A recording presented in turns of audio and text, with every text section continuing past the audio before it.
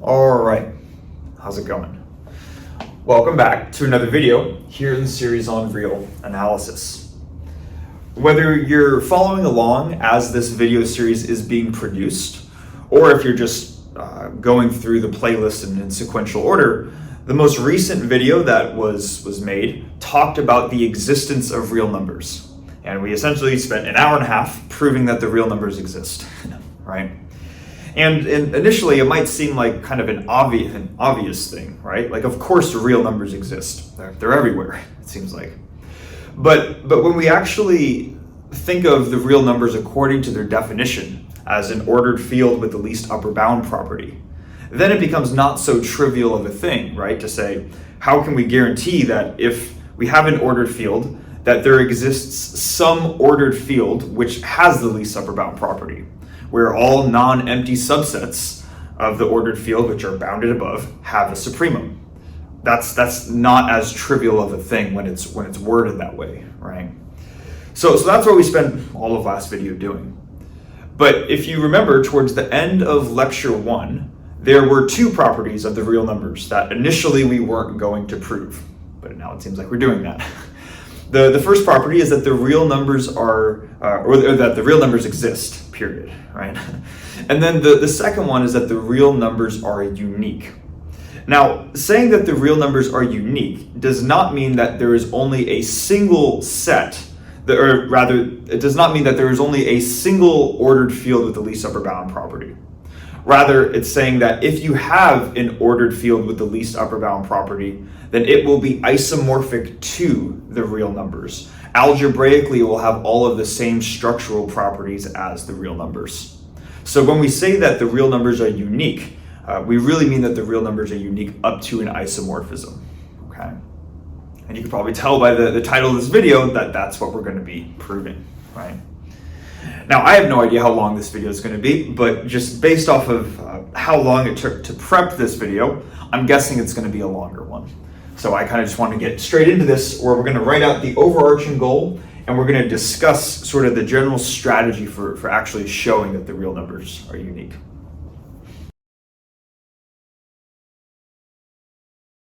Okay, so the overarching thing that we're going to try to show in this video is that the set of real numbers R is unique, at least up to an isomorphism. So I wrote out proof here, but we're not really going to start just writing out things. At least in the beginning, I just want to outline the general strategy for how do you show that such an object in math is unique, right? So what we're going to do, and we see this often in abstract algebra when showing that two structures are unique, is we start by saying, let's suppose that we have two different objects which are both going to satisfy the definition of the real numbers. So we can call these two objects F and G. And we're going to have both F and G be ordered fields with the least upper bound property. So maybe we can write this out. Let F and G be ordered fields with, so W/with, and then instead of least upper bound property, I'm just going to write LUB. That's often an acronym for least upper bound property. Least upper bound property, right? So if we have two separate fields with the least upper bound property, then if the set of real numbers is really unique, then these two things can't be distinct necessarily from one another, at least in an algebraic point of view, right? They need to be isomorphic to each other. So if we have two supposed ordered fields with the least upper bound property, then we're going to have to show that ultimately F is isomorphic to G. Okay. So showing that F is isomorphic, the symbol of an equal sign with a little squiggle on top is usually, at least in abstract algebra, is the symbol to show that something is isomorphic to something else, right? Now, we can ask ourselves, what does it mean to be isomorphic, for two objects to be isomorphic? From a conceptual point of view, that just tells us that algebraically, F has all the same properties as G, and vice versa. The analogy that I like to use is if you imagine you had two different chessboards, where maybe one chessboard was made out of plastic and kind of cheap material, and you could buy it for only a couple dollars. Maybe that's F, I don't know. And then G is this really expensive chessboard made out of like marble and probably costs thousands of dollars, and everything is like handmade or something like that.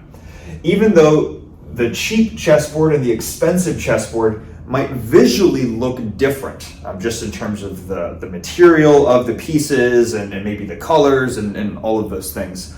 Even though they might have a different visual appearance, in terms of the structure of how the actual pieces move and how they interact on a chessboard, the cheap board is going to be identical to the same board, in the sense that pawns can always move. It's 1 or 2 spots on the first turn, and then it's 1 spot forward after that. I'm not a huge chess player, but the rooks can go horizontally or vertically. The bishops go diagonally, and regardless of what the chess pieces look like, they obey the same structural laws. And from a mathematical point of view, that's kind of what we mean right here, is that the elements of F and the elements of G are going to have the same structural properties. Okay? So conceptually, that's what it means for 2 objects to be isomorphic to each other. The way that we actually show that F is isomorphic to G, though, is that we can construct a function, which we're going to call phi, and phi is going to be a specific type of function. It's going to be something that we call an isomorphism. So phi is going to be a function that takes elements from a domain, which is F, and maps them to elements in the codomain G. And if phi is an isomorphism, that is how we show that F and G are isomorphic to each other. So the goal then is and what we're going to be doing throughout this entire video is essentially showing that phi is an isomorphism. So in case we're not familiar, that brings up the question of, well, what is an isomorphism? An isomorphism is really, it can be thought of in 2 pieces. An isomorphism is a bijective homomorphism. Maybe we'll go through each of those terms. Bijective simply means that the function is invertible, and that's going to be true whenever F and G have the same size, or the same cardinality, if you want to think of it that way. So essentially, phi needs to be invertible, and then homomorphism means that when you map from the domain to the codomain, when you're performing that mapping, you are still preserving the underlying algebraic structure of these objects right here. So if there is some predefined structure here and there's some predefined structure here, that's not going to get broken or disrupted in any way when you map from the one set or from one object to another. Okay, so there's this sense of preserving algebraic properties that comes with homomorphisms. All right. Now, currently we have on this YouTube channel, we currently have a video series on group theory, which talks about group homomorphisms. But we want to keep in mind here that the objects that we're going to be working with throughout the video series F and G, these are not groups necessarily. Although you could in some sense classify them as groups, but they have more structure than groups. It goes beyond just a group. These are both fields, and specifically ordered fields.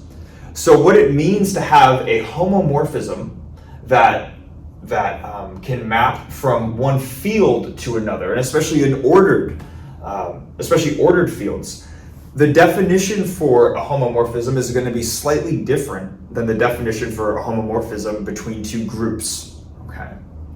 So the first thing that we're going to do in really getting started with this is to say, okay, this needs to be a bijective homomorphism.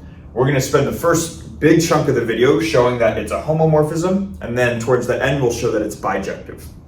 But we want to first just describe what does it mean for phi to be a homomorphism in the first place when it's mapping between 2 ordered fields.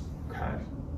So what I'm going to do is I'm going to erase what we have here, write out the definition for a field homomorphism, and then we're going to go through that together.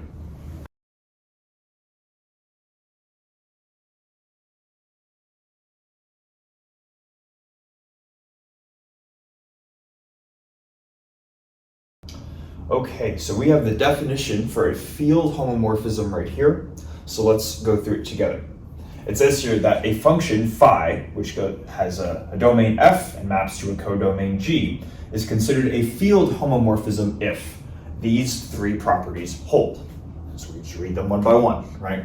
The first one says that for any two elements in the domain F, if we have phi acting on A plus B, that should equal phi of A plus phi of B.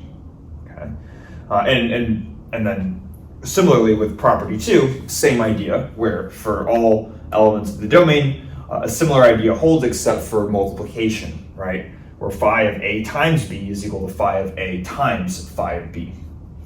But then there's also this third condition here that might seem interesting, which specifically requires that phi acting on the multiplicative identity element in our domain field F, that needs to map to the multiplicative identity element in the codomain G. Okay. So these three things here are required in order for phi to be a field homomorphism. Now, if we're familiar with group homomorphisms, groups only have one operation or one binary operation associated with a group, right? And if that binary operation is addition, then this is what the condition would look like for a group homomorphism, condition 1, right? And then equivalently, this is what the group condition would look like, or this is what a group homomorphism would look like if the binary operation is multiplication. So these two properties right here might look familiar just if we've seen homomorphisms of groups before. But this third condition right here is a little bit interesting, because this third condition is sort of in the definition for a field homomorphism. But when we had groups, and maybe I'll just say if we had some group F comma star, and then another group G comma circle, then it was, and we had a function phi which mapped from one group to another, we did not need to require that the identity element in the domain mapped to the identity element in the codomain. It was a natural consequence of phi being a homomorphism. We were able to show that if phi acted on the identity element in the domain, that equaled the identity element in the codomain. So this was a consequence of the definition for groups, whereas this is actually in the definition for fields. So we can ask ourselves, well, why is that, right? Why do we require that this be true right here? And to see why, we can just perform a couple of, this isn't super long, but we can start with just saying phi acting on one F, phi acting on the multiplicative identity in F. By definition of the multiplicative identity, anything times the multiplicative identity is itself, including the multiplicative identity, which just means that phi of 1f is the same thing as phi of 1f times 1f, right? Now, because phi here is a homomorphism, we can, if we have a product of inputs, we can rewrite this as a product of outputs, right? So then we get phi of 1f times phi of 1f like this, or this, you just get phi squared of 1f. So ultimately, we see that when phi acts on 1f, that ends up being equal to its square. So and this is a specific condition. I'll just write this out specifically here, that phi of 1f is equal to phi squared of 1f. Elements in the field which are equal to their square are called idempotents. And when working with ordered fields, there's actually two different idempotents that you could have. And maybe let me just write out what the idempotents are. So we'll first just write out the word idempotents. It's kind of a fun word to say, right? Idempotents. 1f is the multiplicative identity in the domain. When phi acts on 1f, this now maps to an element in the codomain. So when we're talking about idempotents here, ones that satisfy this condition, these are going to be idempotents in G specifically, because G is the codomain. So for idempotents in our codomain G, there are actually two. there is 0G and there's 1G. Where 0G is the additive identity and 1G is the multiplicative identity. And we can ask ourselves, why is this true, right? Well, we know that 1 times 1 is equal to, or 1 squared is equal to 1, but we also have that 0 squared is equal to 0. So phi of 1f just equaling its square doesn't necessarily guarantee that phi of 1f maps to 1g, right? We could have, maybe I'll write this over here, we could have that phi of 1f equals either 0g, 0g or 1g, and it's not immediately obvious from phi of 1f equaling its square, it's not immediately obvious which of the two would be necessary. Now, there's nothing wrong in principle with phi of 1f mapping to either of these two elements, but we're ultimately interested in phi being an isomorphism, and that's what we want to show by the end of this video. And just being a homomorphism in this case. So there's this idea that when preserving algebraic structure, that you want identity elements to map to identity elements in the domain to map to identity elements in the codomain. So while there are certain instances in other contexts where you're allowed to have phi of 1f mapped to 0g, for what we're interested in, we want phi of 1f to map to 1g. But because it's not immediately obvious which of the two it could be, we say, okay, let's just ingrain in the definition that we're going to force phi of 1f to map to this one, 1g. So that's why we have this extra condition right here. Okay. So hopefully that makes sense. Oops. So let's see. I think there's one more thing that's worth mentioning before we continue. And I wrote out 3 conditions here, because these are the conditions for a field homomorphism.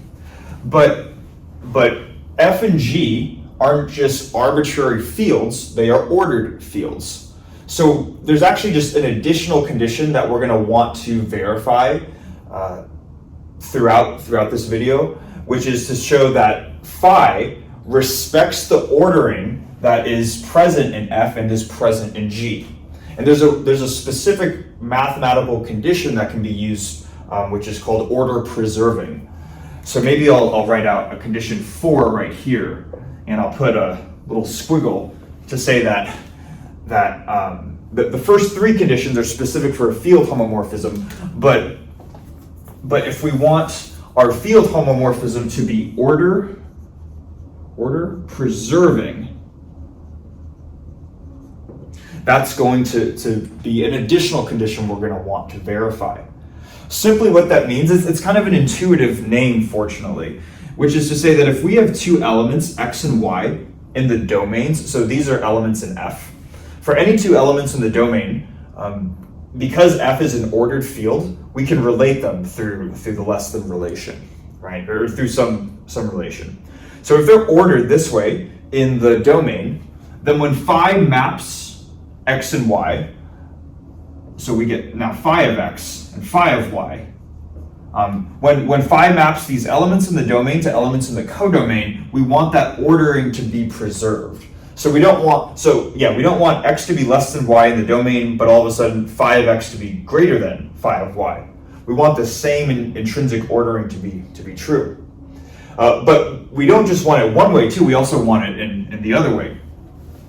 Ultimately, when working with an isomorphism, phi is going to be invertible, so we could also go from G to F, and if phi of x, if we have elements in G, being phi of x is related to phi of y, when mapping back to the domain through phi inverse, we want x to be related to y in the same way. All right, let's erase that there. Okay. So these are all conditions that we're going to need to establish, and we're going to spend, you can see how long, we're going to spend the rest of the video pretty much doing this. And it'll take some work, but I really think this is a fun thing to go through. And the first thing that we're going to do before we can really even get into any of these properties right here is we're going to want to embed a copy of the rational numbers into both of our structures f and g. Now that might seem like a okay, sure, we can do that, but it might not be immediately obvious as to why. I think as we get into the video, we'll start to see why that is so necessary, and it's actually there's a really cool reason for why we need to do that, but it is a necessary first step before going through this list here. So that's what we're going to do. I'm going to erase the board. Just write out again what it means to have an embedding map. We talked about it in the last video, but write it out explicitly again, and then we'll go through that together.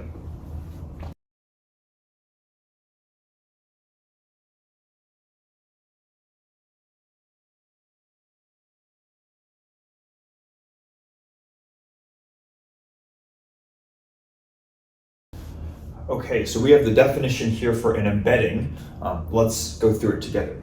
It says here that an embedding is a function where this is the Greek letter iota, where it takes elements from the rationals to, or it can take elements from the rationals to f, which is going to satisfy three properties. The first being that the function is injective, right? So if elements are equal in the codomain, then that means they also need to be equal in the domain.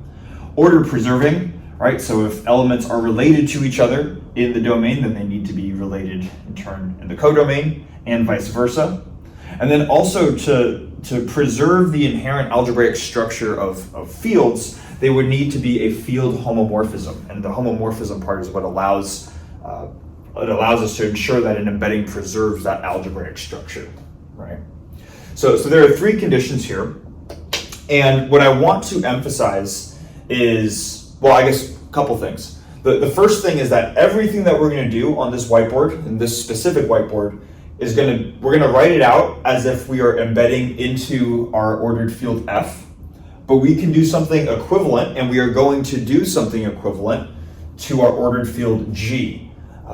So what we're gonna see is that we're gonna do this incrementally by first embedding not the rationals, but the natural numbers into f, then the integers into f, and then finally the rational numbers into f. But as we're going through each of those embeddings, I want you to not just imagine, but just recognize that we're also doing the same thing with g. Maybe we won't write it just because it's going to look the same and just to preserve space on the whiteboard, okay? But it is important to emphasize that we are embedding, ultimately, by the end of this, the rationals into both f and g, because that's going to be very important for later on in the video. Okay. So what I'm going to do first is I'm going to go through these incrementally, starting by writing out the first embedding, which just embeds the natural numbers into f, and then equivalently into g.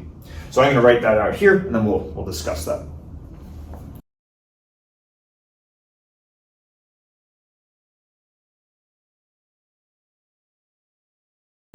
All right, so the first embedding that we are going to perform on f and also g is, we're going to call it iota 1. And iota 1 takes in a natural number and embeds it into our ordered field.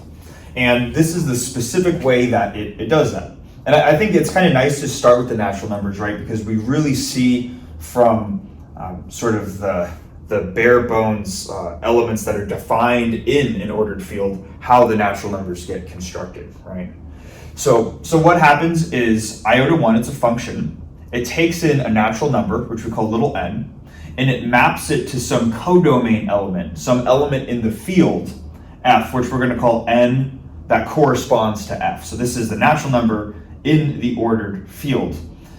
Whether it actually corresponds to a natural number or something else, something more abstract, like a Dedekind cut, for instance, the way that we can construct what the natural number in this arbitrary field is by just taking the multiplicative identity element and applying the binary operation of addition between the multiplicative identity and itself, and you apply it n times. So if you want to construct the number 13, you apply 1f plus 1f plus 1f 13 times, right?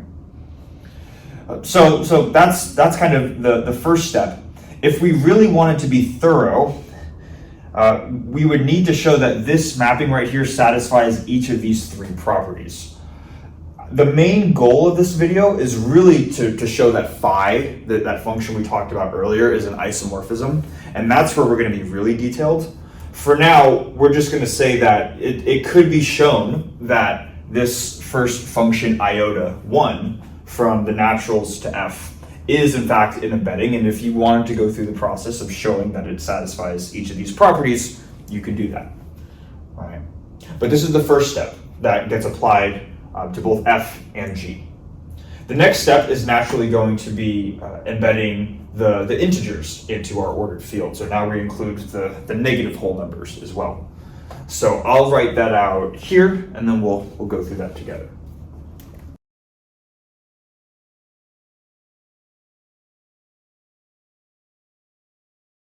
Okay, so we have our second embedding here, iota 2, which takes elements from the integers and maps them to our ordered field, which is f in this case, but we're doing this for g as well, right?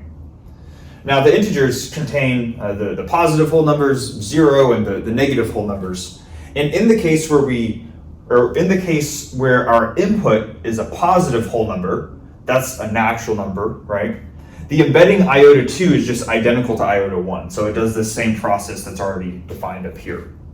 In the case where it's 0, if iota 2 takes in 0, it's just going to map it to the 0 element, or the additive identity in f. And then finally,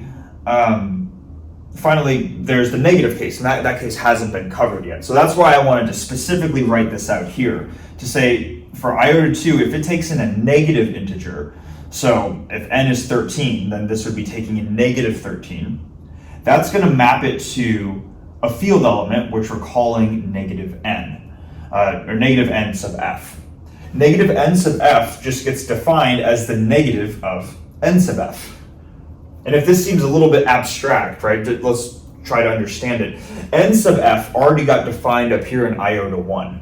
It was applying addition to the 1 sub f element n different times, right? So n sub f is already predefined, and because n sub f is an element of an ordered field, every element has an additive inverse, and that's just defined as negative n sub f.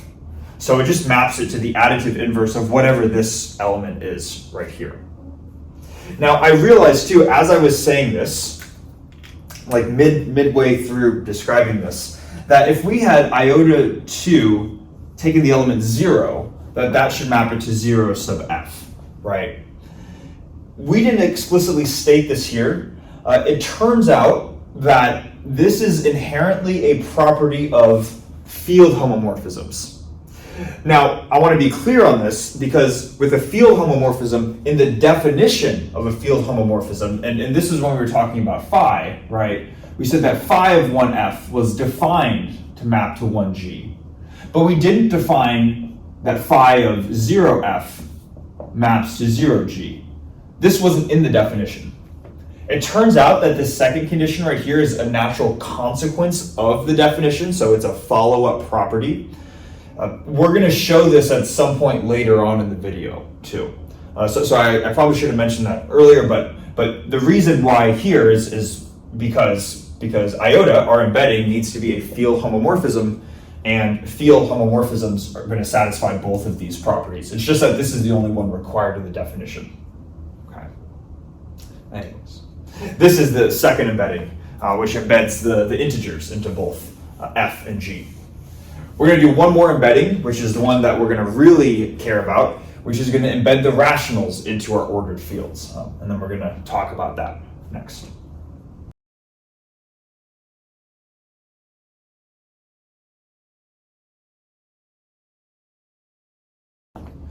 Okay, so we have our third and final embedding that's going to be applied to both f and g. We're going to call it iota 3, which takes in an element from the rationals q, maps it to f or g. Where specifically, if iota 3 takes in a rational number of the form m over n, it's going to map out, or it's going to spit out an element m sub f times nf inverse. All right, where mf is just this thing applied m times, and then nf is this thing right here applied n times, and we're taking the multiplicative inverse. as opposed to the additive inverse, right? And this is kind of like how we'd imagine thinking of rational numbers anyways. Now, additionally, there are some constraints on the output right here, where it says that this first quantity m sub f, this first element in the field, needs to be from the integers, or at least needs to be one of the elements that comes from embedding the integers into f. Interestingly, n sub f, the thing that is originally in the thing that's right here, but we can think of it in the domain as being the element in the denominator, right? That doesn't need to be necessarily from the integers. We're just requiring that it be drawn from the natural numbers. And then finally, we have that n sub f is not the additive identity, not the zero element. And this condition right here definitely should sound familiar, right? We don't want n to be zero because that would look like dividing by zero, and that's not allowed. But the reason we have this only being, or the reason why we have n sub f only being an element of the naturals versus the integers is not necessarily, how do we say this? This is simply to avoid some redundancy. We could have just as easily put the integers right here, but if you were to actually go through some of these conditions and try to prove them, it helps simplify the process a little bit. I think that the big picture idea too, right, is that every rational number can still be expressed if you have a positive denominator. If you have a positive rational, then m is positive. If you have a negative rational, then m is just negative, right? So fixing n to be positive doesn't cause us to lose any sense of generality, okay? So that's kind of why we have all of these conditions right here. And of course, just like with these other embeddings, but specifically with this embedding right here, if we actually wanted to show that iota 3 was an embedding of the rationals into our ordered field, we would need to show that it satisfies these three properties right here. We're not going to do that. We're just going to say you could do that if you wanted to. One additional thing though that's probably worth noting is that you also want to show that this function right here, this embedding, is well defined. And the reason for that is because there are different ways which you could represent a given quantity in the domain, and you want to make sure that those different quantities, those different domain elements, get mapped to the same codomain element. And here's what I mean. You could represent a domain element as 1 over 2, right? And that would be 1/2. You could also write another domain element, another element from the rationals, as 2 over 4. Now we know that 2 over 4, 2/4 is the same as 1/2. So regardless of if we put 1/2 as an input into iota 3, or we put 2/4 as an input to iota 3, they should be mapping to the same codomain element, right? And the way that you would check that is by showing that this function is inherently well defined. So if you really want to show that this is an embedding, that's an addition. The well-defined condition is what you would also want to show before proceeding. Okay. But anyways, that is these are the specific functions that act as the embeddings. And really what we've done, the big picture thing that we've done so far is we have now, assuming that you prove that this is an embedding, we have embedded the rationals into F, and equivalently, we've also embedded the rationals into G. It's important that we have embedded the rationals into both of those ordered fields, and we'll see the significance of why we need the rationals embedded in both of them later on in the video. But hopefully that makes sense. That is what we have established so far. What I'm going to do now that we have embedded our rationals into our ordered fields, is I'm going to erase the board, and we're going to see how some of this framework is going to be useful in defining a convenient function called phi, which is going to take in some input x, and we're ultimately going to propose a candidate as our isomorphism between f and g using this structure right here.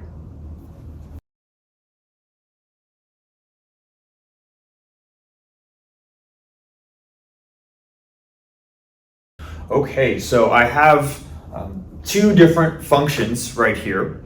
What we've just shown, right, is that we can come up with a way of embedding the rationals into each of our ordered fields f and g.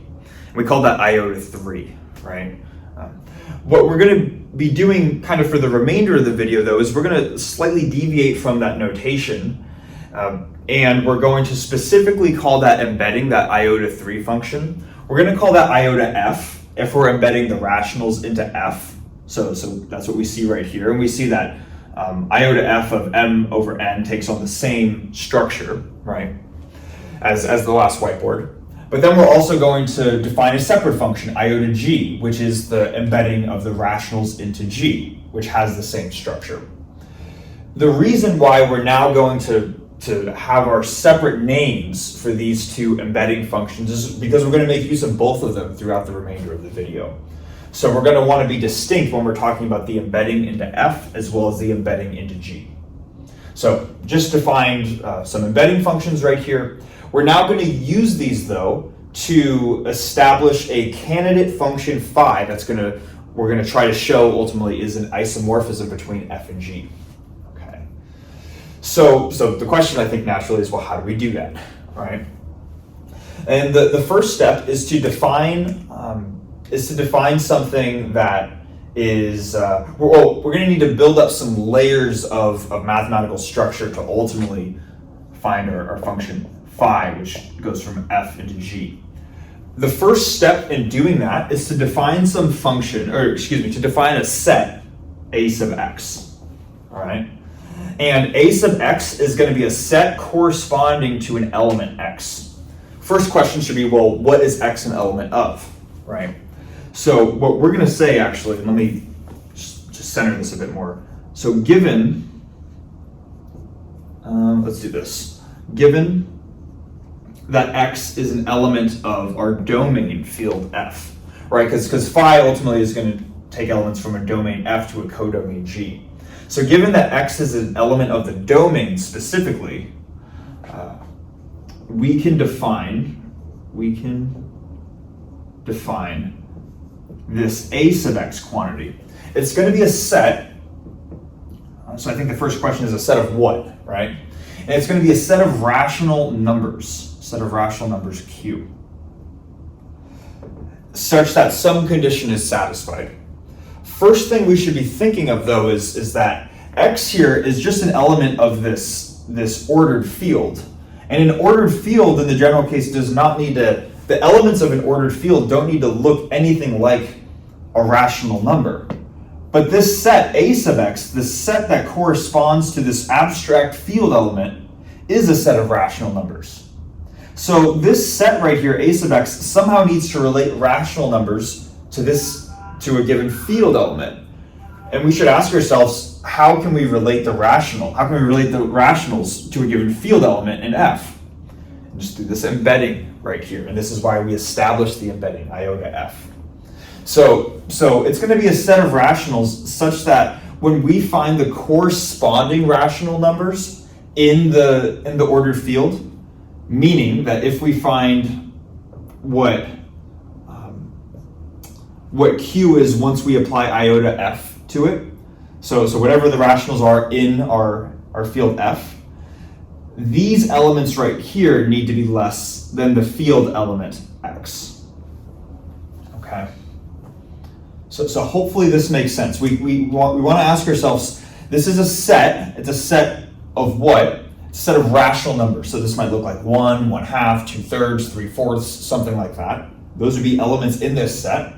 But they're elements such that when you take those rational numbers, embed them and find their corresponding field elements, those field elements are all ordered, and those have the order such that each of these elements are strictly less than whatever x happens to be. Okay. So we're defining a set a sub x this way. Now, a couple things we need to mention here. First thing is that up until this point, everything that we've done on the previous whiteboard and even right here, we said if we did it for f, then we also did it for g. This is the first point where that stops. We did this this a sub x set corresponded to x, where x was an element of the domain. There is not going to be a corresponding set a sub y, where y is an element of the codomain, okay? So this set right here, a sub x, or a sub anything, is going to be specifically related to the domain. So I want to write this, I want to make sure that's clear, because this is not being applied to G. So this only, in caps, applies, only applies, maybe I'll just write to F. All right, or I'll put it instead of parentheses. This only applies to F. All right, and there, it's designed that way intentionally. We'll see why this is a thing. Okay, but hopefully that makes sense. Now the next thing is, if we were to think about, we could say, all right, this set here, it's a set of rational numbers such that this condition is held. What does this mean intuitively, right? And if we go back to the previous video, when we talked about Dedekind cuts, we described Dedekind cuts from a definition point of view. We said a Dedekind cut is a subset of the rationals, so it's a set of rational numbers that satisfies 4 properties, right? And then we said that is the definition of a Dedekind cut. Intuitively, though, we can think of a Dedekind cut as the set of rational numbers which are less than some given real number. We just couldn't say that's what a Dedekind cut was at the time, because at that point we hadn't established that real numbers existed yet. We were still trying to build them up from Dedekind cuts, right? But intuitively, thinking of a Dedekind cut as the set of rational numbers less than some real number was our intuition for thinking of a Dedekind cut. And that's exactly the structure that we have right here. Again, ultimately, by the end of this, we're going to show that F and G are isomorphic to R. So if right now F is some abstract ordered field, but we can think of, just for now, for our intuition, that X kind of acts in place of some real number. So this intuitively has the same structure as a Dedekind cut. These are the set of rationals less than some real number. It's just that now we can define a cut this way. This is just some abstract cut, and we can define it this way. Why? Because F is now established. From the last video, we've established that real numbers exist. They're a thing, or they're a set of things. And that means that we're given that F is an ordered field with the least upper bound property, which has some element X to it. So we're allowed to write this because now this element belongs to this field which already exists. Okay? But intuitively, that's kind of how we can think of this right here. All right. So hopefully that makes sense. Now, this is an abstract cut. We didn't call this a Dedekind cut, but it turns out this is a Dedekind cut. What you could do is you could take this set of rational numbers and go through each of those 4 properties and show that it satisfies the properties needed to define a Dedekind cut. So even though we won't show it in this video, if you want, turns out this is a Dedekind cut. And we're going to make use of that fact throughout this video, all right, including by the end of this whiteboard, in fact. So you could show that a sub x here is a Dedekind cut. That's the first layer in establishing phi. The second layer is, because this set right here is just a set of rational numbers. And the rational numbers are the domain for iota f. They're also the domain for iota g. So you could apply iota f to this set of rational numbers. You could also apply iota g to this set of rational numbers. We're going to intentionally apply iota g. So iota g, when applied to a sub x, that's going to give us something, right? It takes in a bunch of elements in the domain Q, maps them to a bunch of elements in the codomain G. What does that mapping look like? Well, it's kind of general. It's this set here, and it's going to be the set of iota G acting on a specific rational number, right? Such that that rational number belonged not to just arbitrary Q, but the input set here is a sub x, right? So it belongs to that specific input set, a sub x. All right, so iota g acting on a sub x is kind of how we'd imagine it to be defined, right? Let's make that curly brace a little better. Whatever, we tried. so because this is a domain set and we are applying a function, our embedding to this domain, it's mapping to the codomain, G, right here.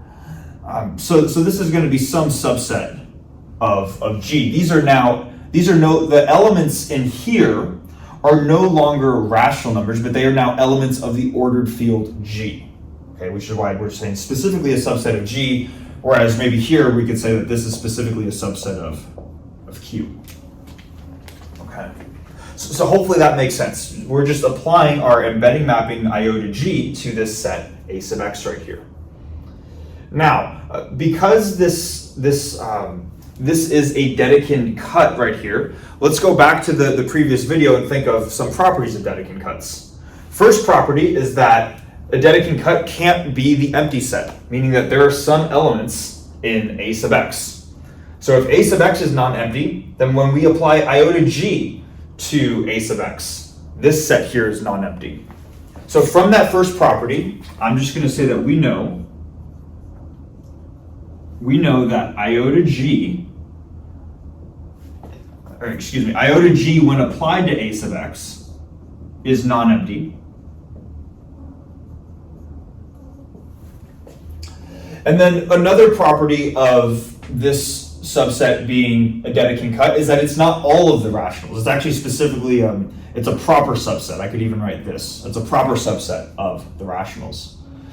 And if it's a proper subset of the rationals, that means we could find some rational that's larger than that's greater than all the elements within here, like x plus 1f, right? So the idea, right, is because this is not all the rationals, it's bounded above by some rational, which means that when if there's an upper bound on this set right here, that means there is in turn an upper bound on this set right here as well. So based off the fact that A sub x is a Dedekind cut, we can in turn say that iota g of A sub x is non-empty and bounded above. You might see where I'm going with this. And bounded above. So let's just take a minute to think, what do we have here? Iota g of A sub x is a subset of G, which is an ordered field. So we have a subset of an ordered field which is non-empty and bounded above. And F and G, they're not just any ordered fields, right? They're ordered fields that have the least upper bound property, which means that if you have some subset which is non-empty and bounded above, then the supremum exists within whatever that ordered field is. Because iota g of A sub x is non-empty and bounded above, it's a subset of G, then that means that the supremum of this specific subset right here exists within G. So what we're going to do is, and this is cool, I think, is we're going to say that phi, now tying this all together, phi is going to take in an input x, because x is in the domain, F. It's going to correspond to a given element in the codomain, and that is going to be the supremum.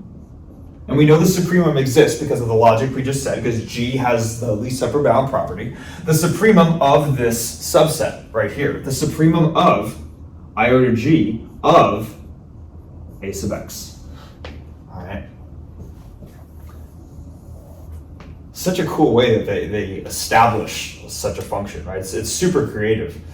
And just to see, we can start to even see from this definition alone how these structures F and G, they're initially different, right? Right now we're thinking of them as two different ordered fields with the least upper bound property. But if we look at how phi of x here is constructed, A sub x specifically corresponds to F, the domain. But then we are applying A sub x, which gets defined in terms of F. We're applying A sub x to iota g. So we're not applying this to iota f, we're applying this to iota g, an element which maps then to the codomain, take the supremum of it to get a single element, and that's the output of this function. Okay. So it's very interesting, right? what we're going to do is now saying that we have some function, but we need to show that this function really is an isomorphism in order for these to be isomorphic. So I'm going to keep, this will be up here, the definition for phi of x as well as a sub x. Those will be up there for the remainder of the video, but I'm going to erase pretty much everything else, and then we're going to start to show that phi of x actually is an isomorphism.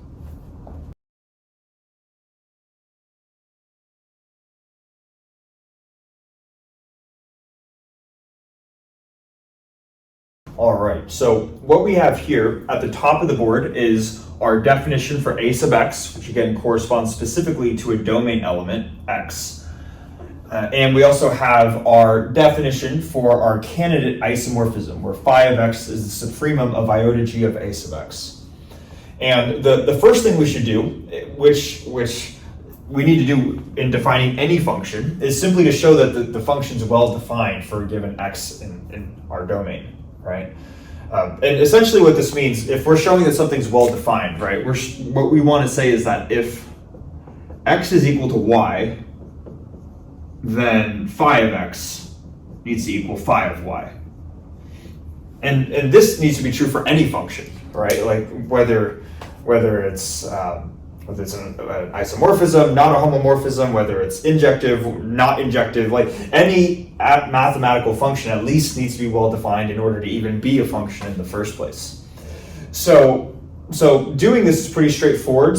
We might even be repeating some stuff from the last whiteboard, but I want to make sure we understand why it's at least well defined, because there's some reasons that relate back to the real numbers for this. So it's not too bad to show. If x is equal to y, then we can define, and again, x and y are going to be elements of the domain. So we could say if x is equal to y, where x and y are elements of f, then what we can do is we can construct corresponding subsets of the rationals, a sub x and a sub y, and then they have to be equal to each other, right? If these elements, x and y, are inherently equal. You could then apply iota g, the embedding mapping, to a sub x, and that should be equal to iota g of a sub y. And then finally, you could take the supremum. But we want to make sure we understand the reason why we can take the supremum, right? The reason why we can take the supremum in the first place is because whether we're looking at this or this, I guess it's the same thing, but these things are inherently subsets of G. They're these arbitrary subsets of G because we have arbitrary x and y in the domain. And because a sub x and a sub y correspond to Dedekind cuts, these are non-empty subsets, and they are also bounded above. They have no, they're bounded above. And because G is an ordered field with the least upper bound property, where the least upper bound property is the key thing right here, then these subsets here have a supremum. So we're able to say that the supremum even exists because G has the least upper bound property. If G was just some abstract ordered field, we would not be able to go from here and then say, therefore, that the supremum of iota G of a sub x is equal to the supremum of iota G of a sub y. We wouldn't be able to say this if it was a general, just some ordered field, okay? So that's, pretty straightforward, but again, just showing why the supremum exists has to do with the property that makes the real numbers, in fact, the real numbers, right? So, okay, cool. Turns out phi, it's a function, because it's some well-defined function, which is nice. We then want to start going through the different criteria that are ultimately going to make phi an isomorphism. We need to show the additive property, the multiplicative property, the mapping of multiplicative identity elements to each other, and we also need to show that it's well ordered too. So we can do these in any order, but I'm going to start by showing that this preserves the order between F and G. So we'll go through that next.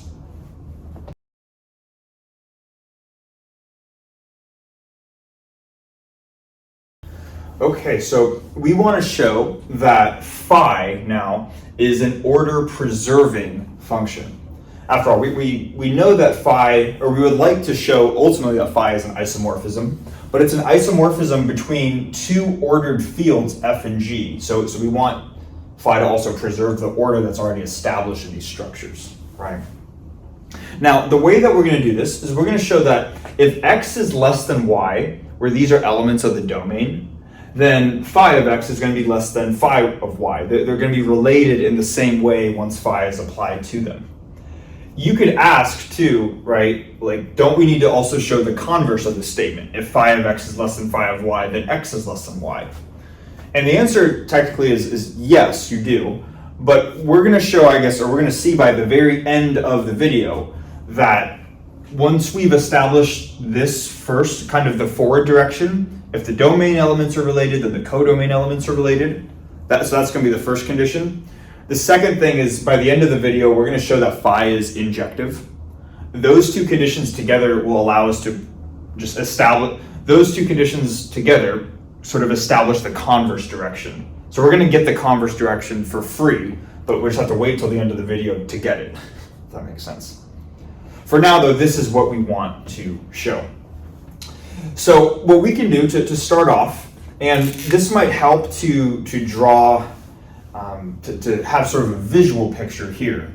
I kind of want to call this a number line, but it's not technically a number line. It's a line where all of the elements in this line show how where all the pieces of the line show how elements in f are related.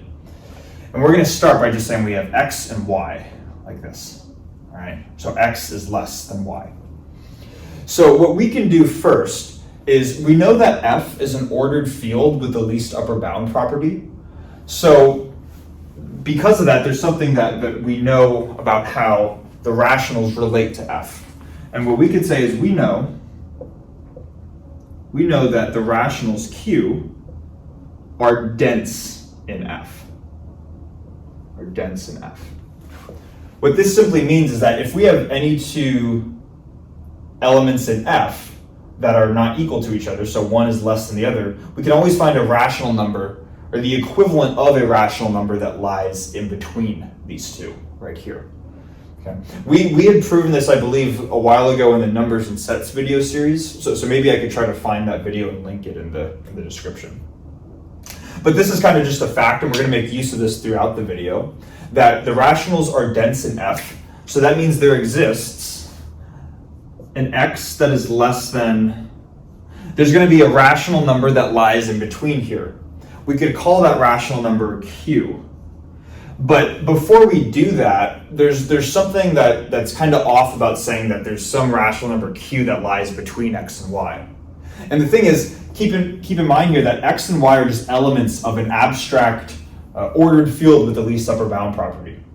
Like we saw in the previous video, these could be Dedekind cuts. These could be subsets themselves. They don't have anything, by default, they don't have any relation to an actual an actual rational number per se.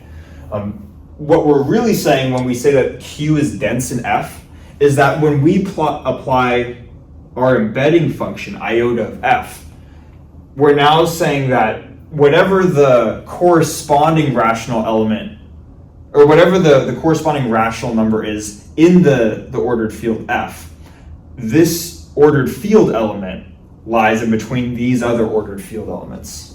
Does that make sense, right? We're saying that we can't relate a number to just abstract field elements. We got to say, okay, what is that number in terms of an abstract field element? And then we can relate them.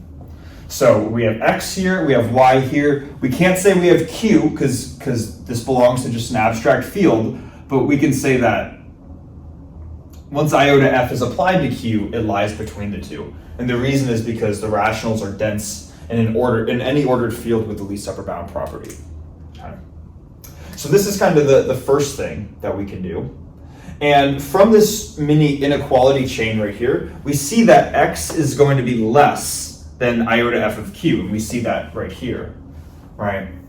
So to add sort of another component, another character into the mix, we can then also say that for all p in a sub x, all right, now we're saying, okay, well, what's going on there? A sub x, these are all the rational numbers such that when you apply the mapping that finds their corresponding elements in f, they're strictly less than x, okay? So we're looking at the field elements that got mapped to from the rationals that are strictly less than x. That corresponds to this shaded squiggle region that I drew right here.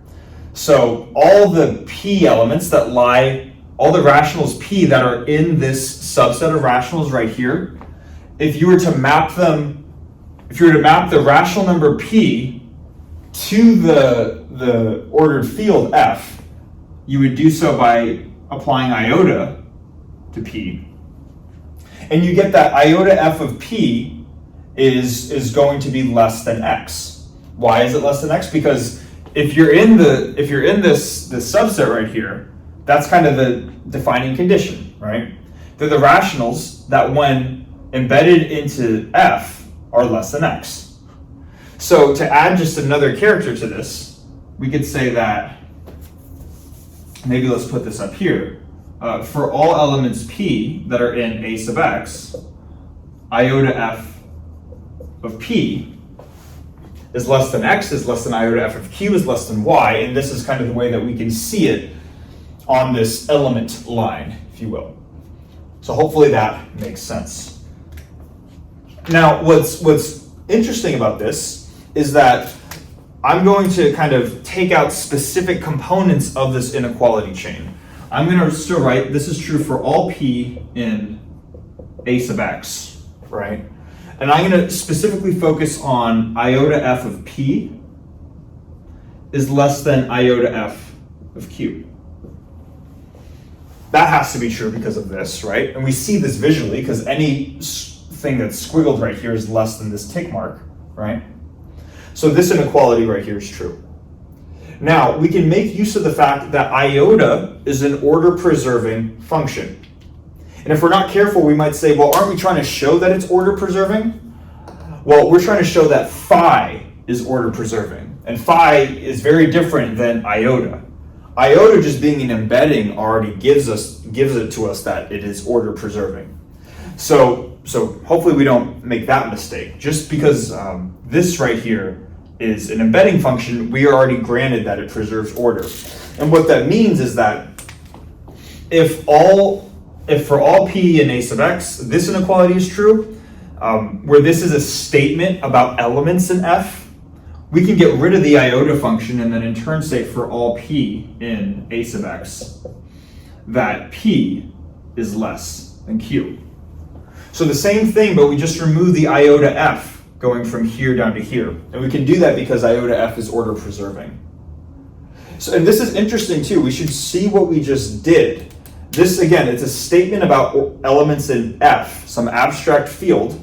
We now have a statement purely about rational numbers. Okay? So that's kind of interesting. We've moved out of the field and gone to we've moved out of this domain field and gone to the rationals. We're going to make use of one more factor, I guess, which is to say that we can be, okay, because iota f is order preserving, iota g is also order preserving. So we're going to take one more step and say that for all p in a sub x, iota g of p is less than iota g of q. All right. So this is a statement about elements in f. This is a statement about rationals. This is a statement about elements in g. Three different objects. But it's at this point when we see these three lines that we can see the power in embedding the rationals into both f and g.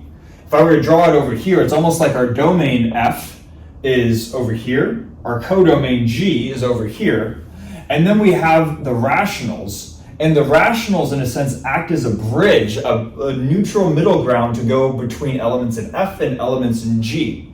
And we'll see throughout this video, sometimes we want to talk about elements in F, and sometimes we want to talk about elements in G, and we can use the rationals to connect them. We're saying no matter how different these structures F and G are, that we know at least they have something in common. They have the equivalent of rational numbers embedded within them. So that's the power in doing this, is we have literally created a bridge between two potentially very different looking objects. All right. So this right here is where we are currently at, and the reason why we're doing this too, we'll see how this relates. But if we were to just look at the left-hand side of this inequality, we're saying for all elements in this set right here, any given set element is less than this element. Any given, well, I guess now we're talking about elements in G, right? So we need to draw another line, G, where this is iota G of Q, and then this is iota G of P. But this element is greater than all the elements that are squiggled right here. What we're trying to say is that this, iota G of Q, is an upper bound on this set of elements, iota G of P, whatever iota G of P is. So what we're saying here is that, how do we write this? Because this is true for all elements in A sub x, I can say therefore, iota G of Q, this guy, is an upper bound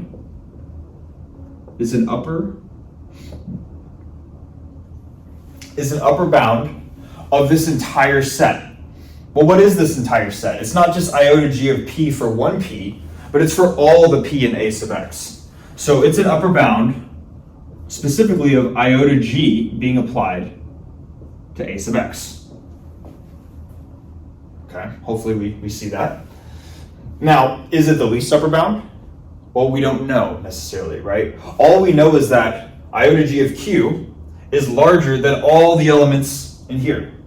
It could be an upper bound. It could be the least upper bound. We're not sure. Maybe to keep it general, we'll say that it's some upper bound. And we know then that if it's some upper bound, it has to be greater than or equal to the least upper bound. Let's write this a little more mathematically. We can say that the supremum is the least upper bound, not iota of G. So the least upper bound on this set right here is less than or equal to some arbitrary upper bound, iota G of Q, right? Now, we could say, okay, I could see maybe each individual step, but why are we doing this? That's a good question. The reason why we're being very meticulous and specific with this is, let's ask ourselves, what is the supremum of iota G of A sub x? Right? What is the supremum of iota G of A sub x? Well, it's phi of x, right? So this thing that we got to, whether we stumbled upon it on purpose or on accident, is equal to phi of x. So we now have that phi of x is less than or equal to iota G of Q. The reason why we're starting in F is because this is what we're provided. The reason why we are now going to the neutral Q and then back to G is because G, or iota of G rather, is really how phi of x gets defined. So that's why we're kind of doing this maneuvering between these two objects right here. Okay. So this is the first step, kind of the first half of this, saying that phi of x is less than or equal to ultimately iota G of Q. I'll put like a little dash. Say we're done with the first half. Now on to the second half. Throughout all of this, we were kind of looking at elements related to x, the domain element x. But initially we were given that x is less than y.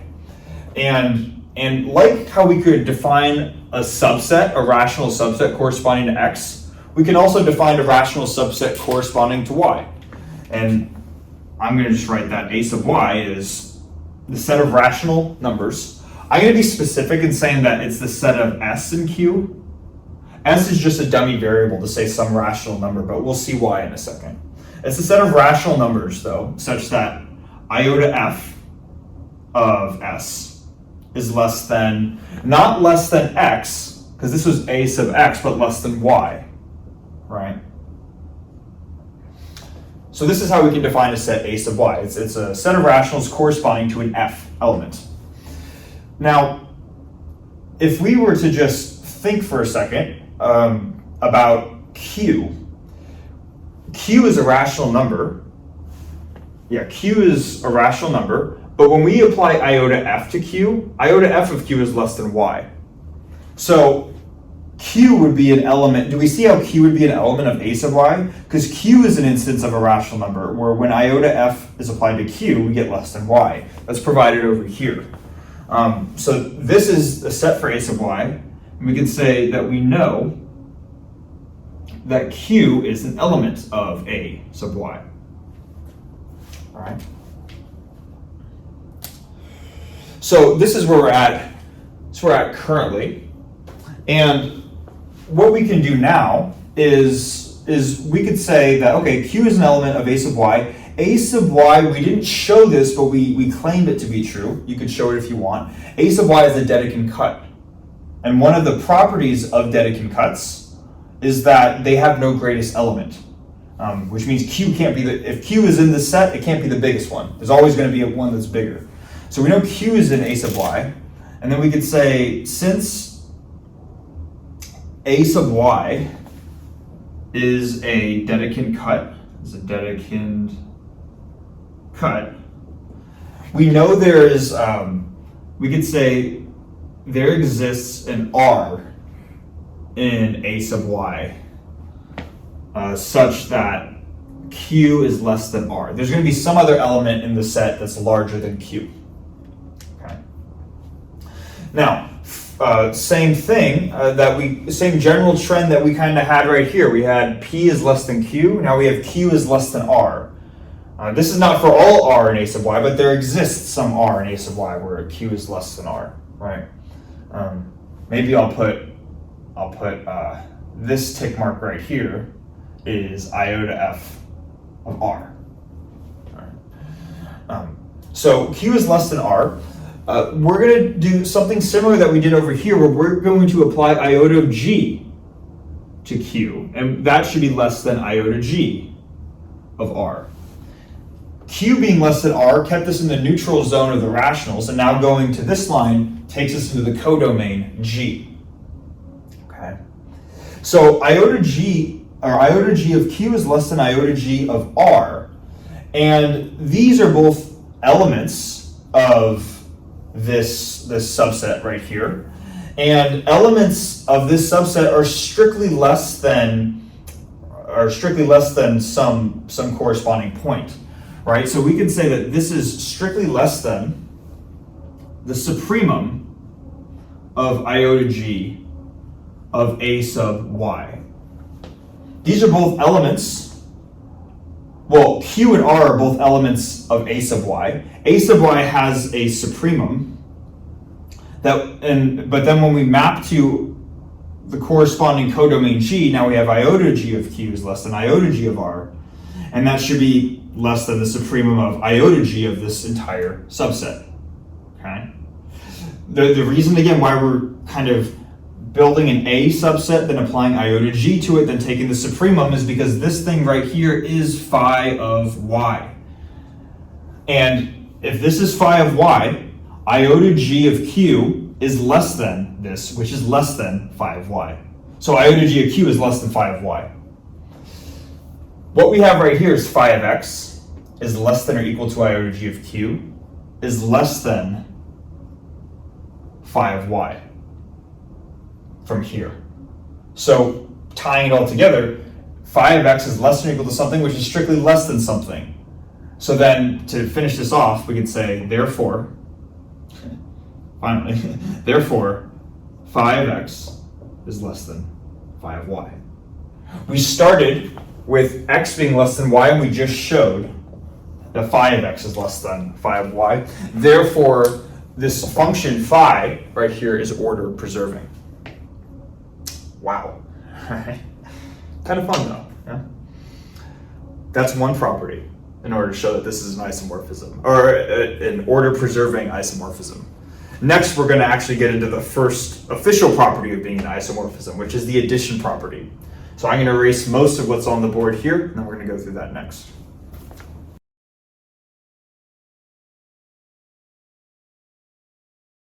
All right, so now to show the addition property of phi in order to be at least a homomorphism, right? The general strategy, and we sort of vaguely saw this in the last whiteboard, is that we kind of started by working with a sub x, and then we applied iota g to it, and then took a supremum somehow, and then got to phi ultimately. We're going to do something similar where we're going to kind of the general strategy here. The general strategy is ultimately to show that we're going to come up with a set a sub x plus y that will eventually correspond to phi of x plus y, and we want to show that that equals a sub x plus a sub y. Okay. Now a sub x plus y is just going to be the set of rationals such that when iota f is applied to them are less than x plus y. But here we have a sub x plus a sub y, which is like a set plus another set. We can't add two sets together. So we're going to have to define what we mean by a sub x and a sub y. We're going to do that. But just so you know, once we define what this means, we're going to show that they're related. Then this will correlate to this. This will correlate to this. We got to first show that these two things are going to be equal to each other, though. So the first sort of mini goal is showing that one is a subset of another. Then we're going to show the converse, and in turn that will show they're equal. So I'm going to write out, I guess, mini goal down here, and then we'll go through that together.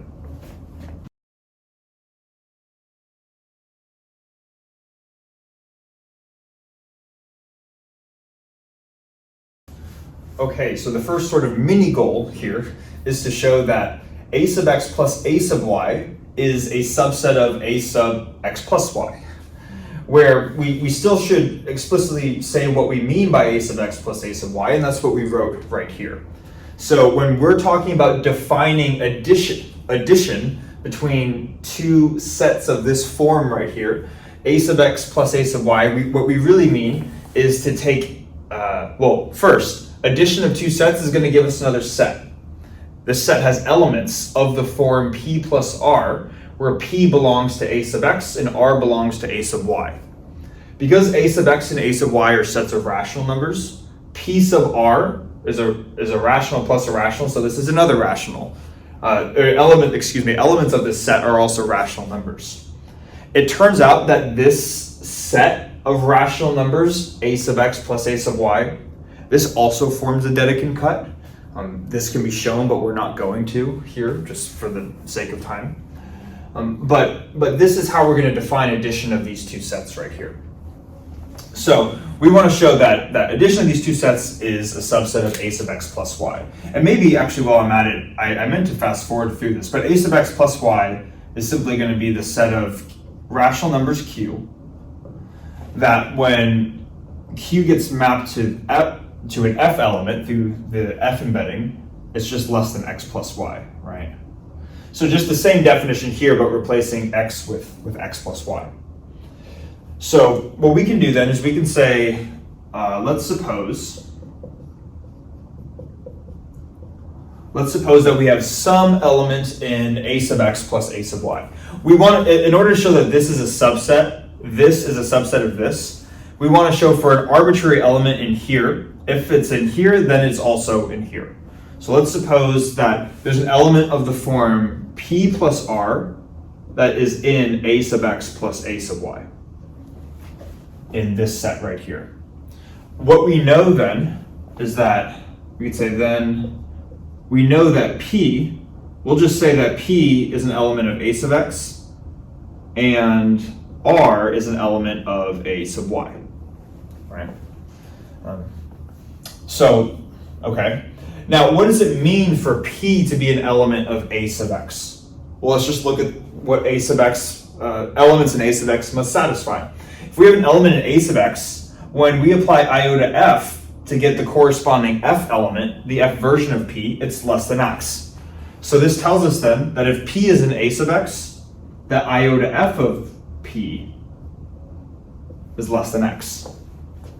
And similarly with R being an element of A sub y, right? This just tells us that if we apply iota f to R, it's going to be less than y. So this is just what it means for P and R to be elements of A sub x and A sub y respectively. Now, what we can do is we can sum these up together. We can get iota f of P plus iota f of R. The sum of these two elements should be less than the sum of the things that they're less than, right? Which is the sum of x plus y. Now, it's at this point where we can make use of the fact that in the definition for an embedding, that third requirement, if you remember, was that the embedding was a field homomorphism, which meant that the sum of these two things, the sum of, I guess, quote unquote, outputs is equal to the sum of inputs. We can rewrite this as iota f of P plus R being less than x plus y. Okay. So we can go from here to here because iota f is defined as being a homomorphism. So this is what we have here. And now let's just ask ourselves, what is this telling us? We have some, iota f is being applied to some quantity, P plus R, and it's less than x plus y. This set right here, a sub x plus y, is the set of rational numbers, which when iota f is applied to them is less than x plus y. That's what we have right here, and then we can say, so therefore, P plus R is an element of a sub x plus y. If it is in this first set, then it is in this second set right here. Therefore, a sub x plus a sub y is a subset of a sub x plus y. That's the first mini goal. All right. So what I'm going to do now is I'll probably write out the second mini goal right here, and then we're going to go through that next. Okay, so for mini goal number 2, we're going to show that if we have an element in a sub x plus y, then it also needs to be an element of a sub x plus a sub y. So it means for this to be a subset, right? So what we can do is we can start off by saying, let's suppose we have some rational q, which is an element of a sub x plus y, our starting set. The general strategy here ultimately is going to be to show that q is less than p plus r. And the reason is because elements in this set are elements of the form p plus r, where p is an a sub x and r is an a sub y. But because these are both Dedekind cuts are closed downwards. So if p is an a sub x and r is an a sub y, anything less than p and anything less than r is also going to be in one of these, in these subsets right here. So ideally, showing that q is less than p sub r or q is less than p plus r, is what we're going to try to show. But for now, we just have that q is an element of a sub x plus y. And what that means is that if we apply iota f to q, it should be less than x plus y. So if this is true, then iota f of q is less than x plus y. We now have a statement about elements here in f. So what we can do is, and this is kind of creative and in kind of the spirit of real analysis, is let's define, so let's have epsilon be a certain positive number, where if x plus y is greater than iota f of q, then let's have x plus y minus iota f of q. Take x plus y minus this quantity, and that should be greater than 0, right? Maybe just to draw an element line like we've done before, we have f right here. This is saying that we have y and we have x, and we're going to use this in the sense that we know that because q is dense in f, that we can find some sort of intermediate values that lie between x and Well, x in a given value and also y in a given value. The last whiteboard, we used the fact that Q is dense in F to find elements between x and y. What we're going to do here is we're going to define, let's say this, we're going to have x, and we're going to have x minus epsilon over 2. These are both elements of F. We know this exists because this is an element of an ordered field with the least upper bound property. And because Q is dense in F, we can find an element P such that x minus epsilon over 2 is less than iota f of P is less than x. So P here is going to be a rational number that ultimately is going to get take this spot right here. But for now, it's a rational number that when we find the corresponding F element, it lies between x and x minus epsilon over 2. Hopefully that makes sense, again, just because Q is dense in F. Similarly, we can take a look at y minus epsilon over 2 and y. So maybe let's do this.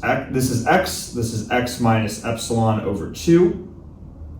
And then this tick mark right here is iota f of P.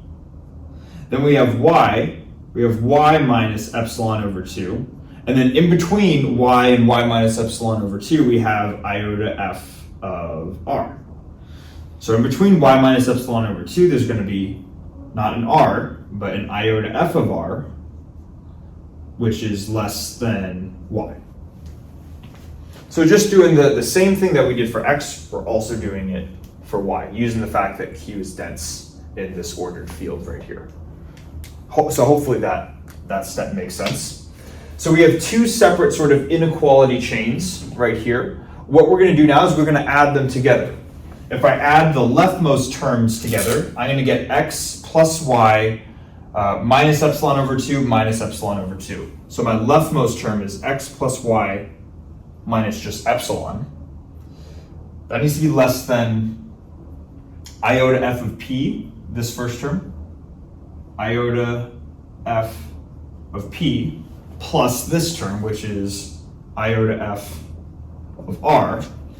And then we have the less than sign right here, which is x plus y.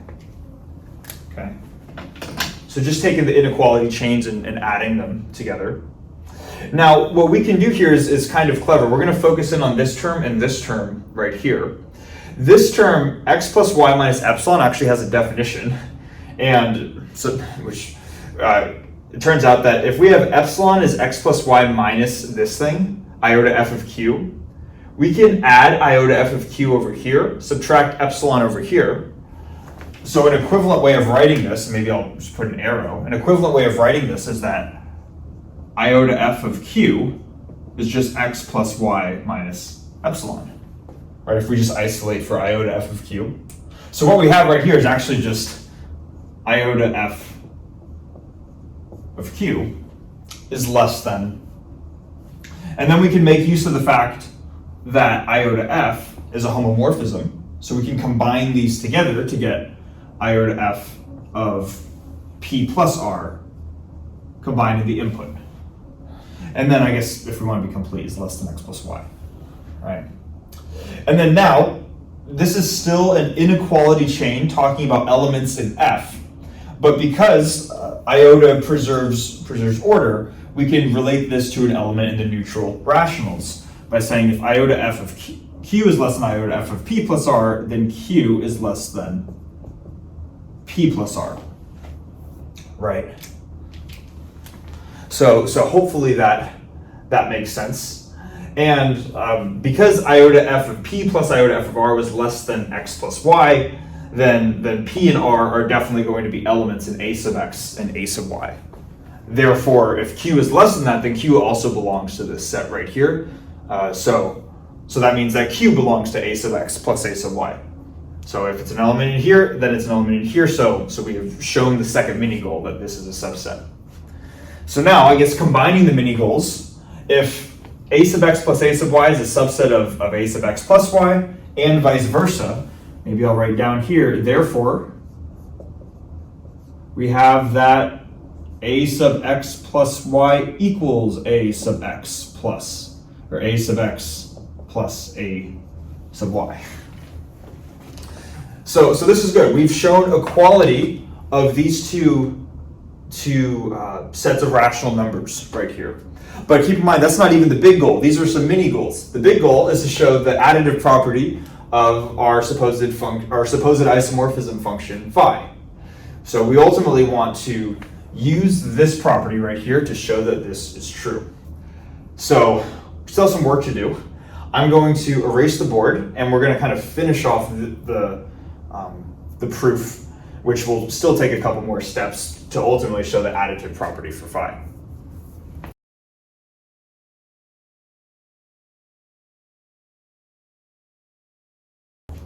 Okay, so I apologize for the cut. I thought my phone was charging throughout this process. It looks like it isn't, so I still need to figure out a way to get this setup working and where it's sort of consistently charging, so I apologize. But we're back, and where we just left off was we showed that a sub x plus y equals a sub x plus a sub y. Now the question is, how do we use this ultimately to show that phi of x plus y is phi of x plus phi of y, right? What we're going to do is we could take phi of x plus y, so phi of x plus y. Just according to the definition, we know that this is the supremum of iota g acting on a sub x plus y, like this, right? But because a sub x plus y is equal to a sub x plus a sub y, this is the same thing as the supremum of iota g of a sub x plus a sub y, like this, right? And so this is sort of the left-hand side of the equation, and then if we just apply the definition of phi of x and phi of y to the right-hand side, we're going to get that this is the supremum of iota g of ax plus the supremum of iota g of ay, right? So it's in this sort of transition right here. It's going to be easier to work with elements when they are when the elements of this set kind of have this structure right here, as opposed to just the immediate structure that we get from a sub x plus y. So this is really what we're going to be trying to show for the remainder of this proof. And the way that we're going to do this is kind of similar to what we did with the subsets. We're first going to show that the left-hand side is less than or equal to the right-hand side, and then vice versa. So we have two more mini goals, and then that will ultimately give us a proof for this overall goal, which is the additive property for the homomorphism. So I'm going to write out the first mini goal, and then we'll go through that together.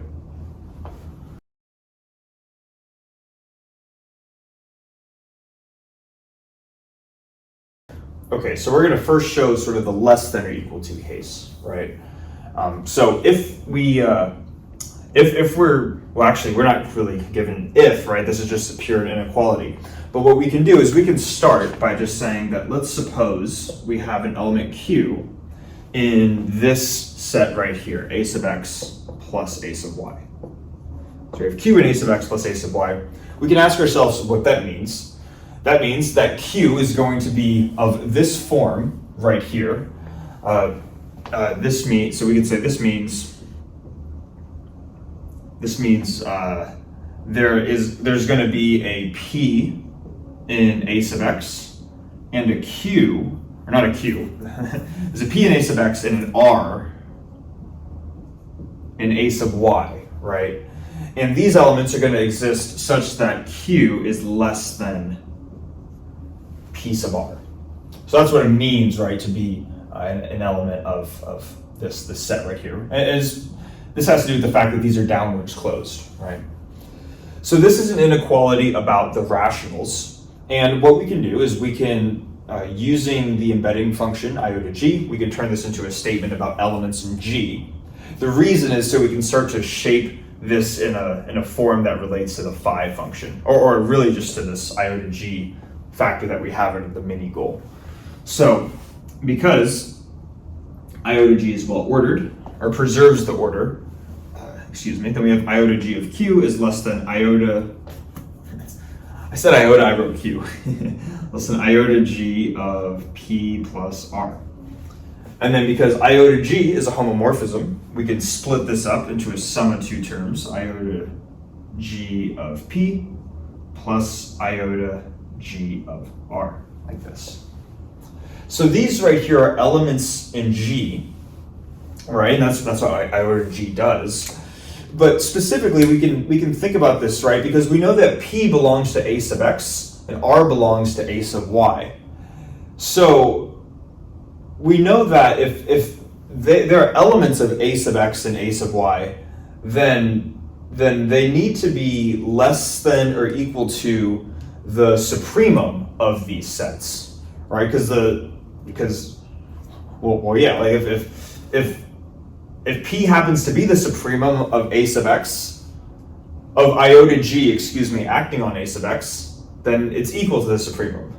But if it's not the supremum, then it's going to be less than that, right? So we can say that iota G of P is less than or equal to the supremum of iota G of A sub x, right? And hopefully this makes sense. A sub x is, A sub x is a set of rationals that get mapped to elements in G from the iota function. So now we have just a set of elements in G, and we take the supremum right there. So that's the first term.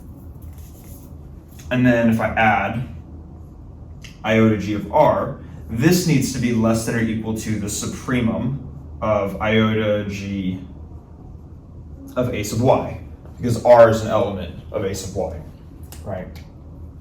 So if iota G of Q is less than this, which is less than or equal to the sum of these two terms, we ultimately get that iota G of Q is less than the supremum of iota G of AX plus the supremum of iota G of AY.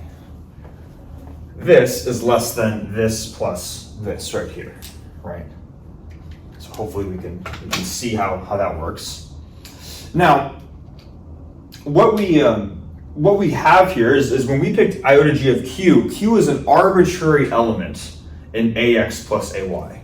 So really what we can say here is, because this is true for an arbitrary element Q, this is true for all Q in AX plus AY. If this quantity on the right is greater than every element in iota G, if this quantity on the right here is greater than iota G acting on any element in this set, what that tells us then is that this quantity here is an upper bound for iota G acting on the entire set. So if this isn't, hopefully that makes sense, right? This thing is larger than iota G acting on anything in the set. So if I replace little q with AX plus AY, then this is an upper bound of the overall set. Now, if it's an upper bound of the overall set, it could be an upper bound or a least upper bound, right? And if it's an upper bound, this is greater than the least upper bound. If this right-hand side is the least upper bound, then it's equal, right, to the least upper bound. But the idea in general is that because this is some upper bound, then the right-hand side being the supremum of iota G of AX, its first term, plus supremum of iota G of AY. This is some upper bound, so it needs to be greater than the least upper bound of this set, AX plus AY, when acted on by iota G. Supremum of iota G of AX plus AY. And that's what we're trying to show, right? That this is less than or equal to this thing right here. So, okay, cool. So we showed this inequality working one way. Next part of this mini goal is just to swap the inequality sign. I'll erase what we have on the board, and then we'll finish this part of the proof off from there.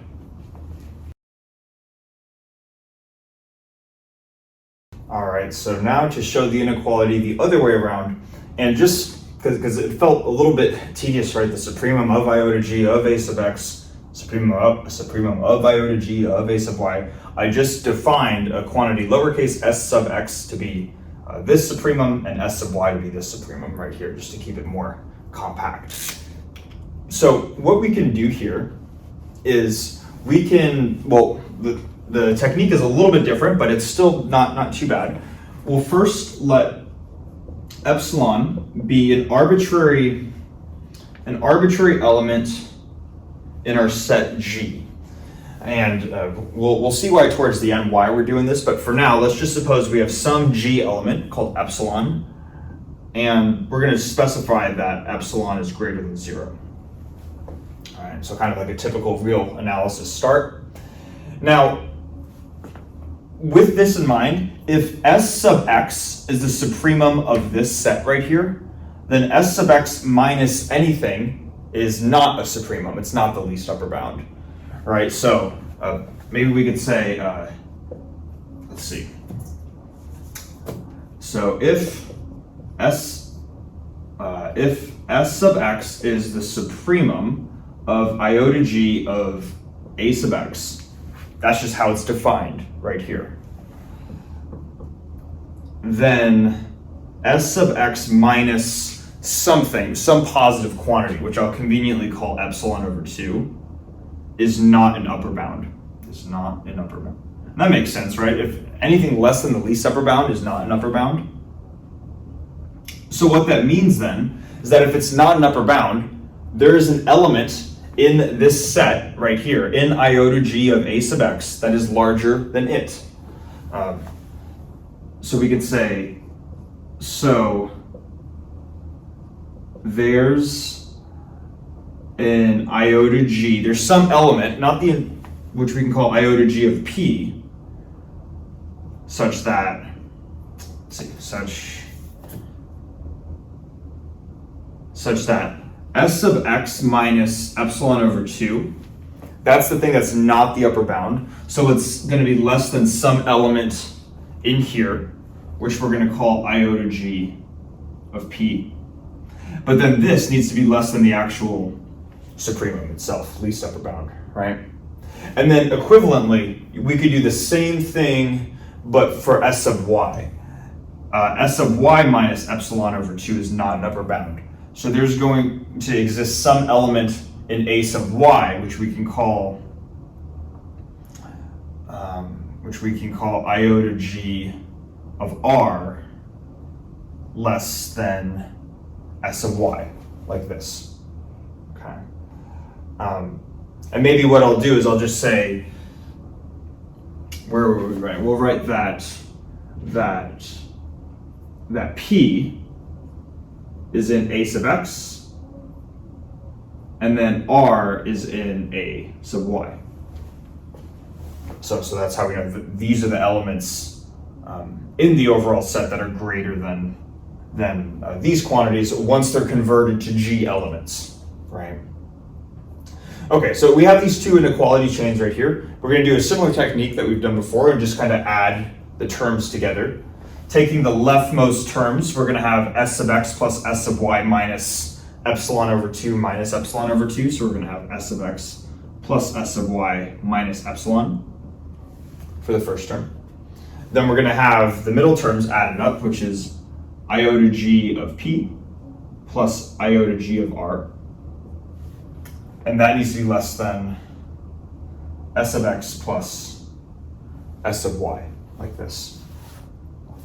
Now, what we can do here is another similar idea where we can just use the property of iota being a homomorphism to give us iota g of p plus r, like this. And this needs to be less than S sub x plus S sub y minus epsilon, and then S sub x plus S sub y right here, right? Now, it's at this point where we want to keep in mind what p plus r as an element represents. We know that p is an element of a sub x and r is an element of a sub y, right? So it has the form of p plus r, or p's an element of a sub x and r is an element of a sub y, right? So we know that p plus r is an element of this set right here. P plus r P plus R is an element of A sub x plus A sub y. That's going to be useful because we can apply the iota g function embedding to both of these. Iota g of P plus R is an element of iota g of A sub x plus A sub y. And the reason for doing this, right, is now we have an iota g of P sub r, of P plus R, excuse me, right here. We have iota g of P plus R right here. So iota g of P plus R belongs to this set right here. And we know that this set right here, it's a set of elements in G. G is an ordered field with least upper bound property, so it has a supremum. So we know right away that iota g of P plus R has to be less than or equal to the supremum of this set, the supremum of iota g of ax plus ay. Right? If it's an element of the set, it's less than or equal to the least upper bound of that set. So we can sort of combine this inequality right here with what we have right here. I'm going to specifically focus on this term right here. So we have s sub x plus s sub y minus epsilon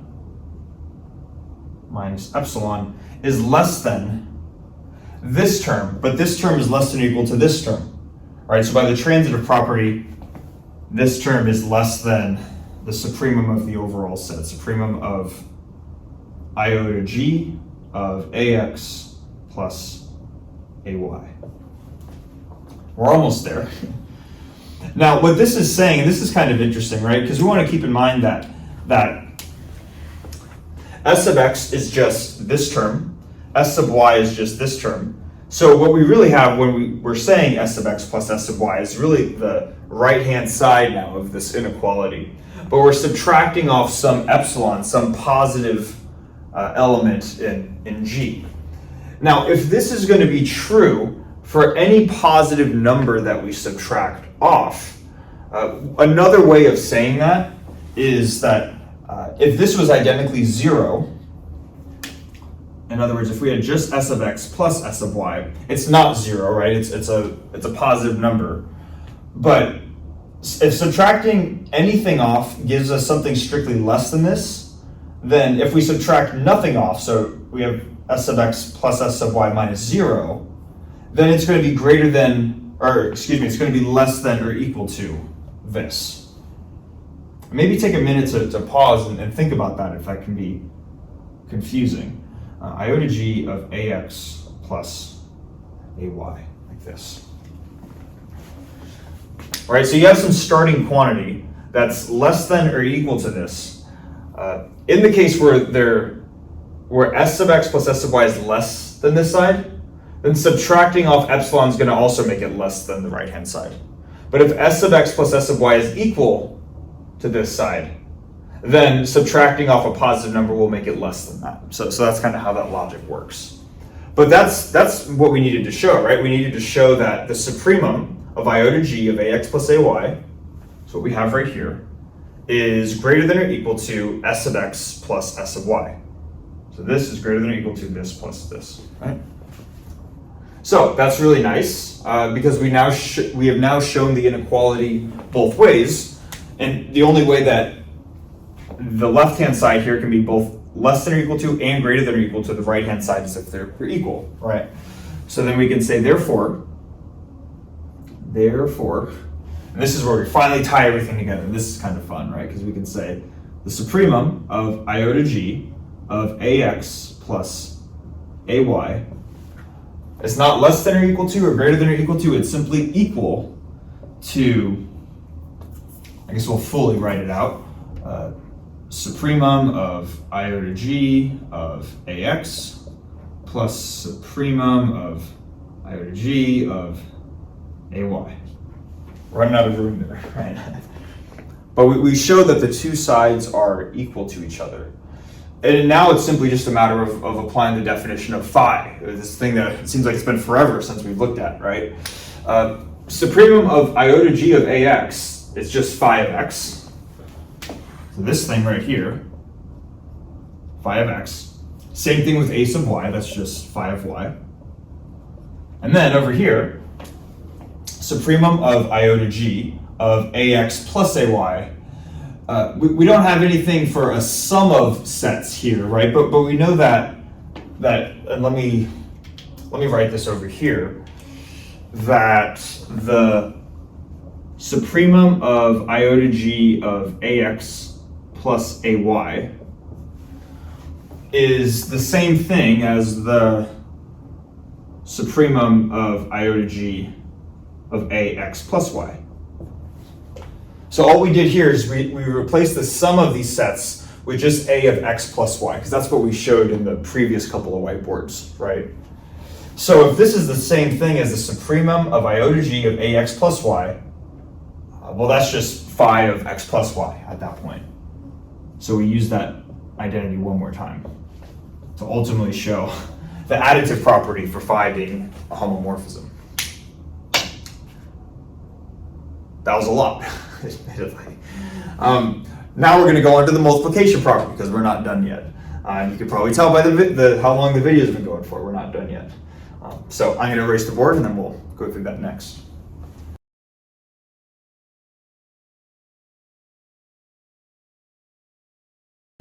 Okay, so now to show the multiplicative property and showing that phi is a homomorphism.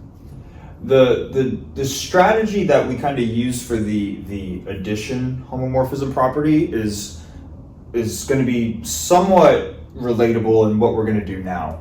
If you remember when showing the addition property, we ended up showing that a of x plus a of y equals a of x plus y first, right? And we defined what this meant specifically. What we're going to do here is something pretty similar.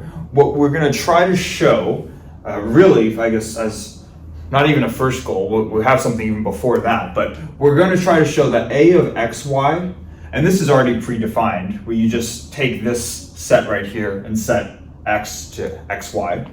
We want to show that this is equal to a of x times a of y. But then again, naturally, there's going to be this issue with saying that a of x is a subset of rationals.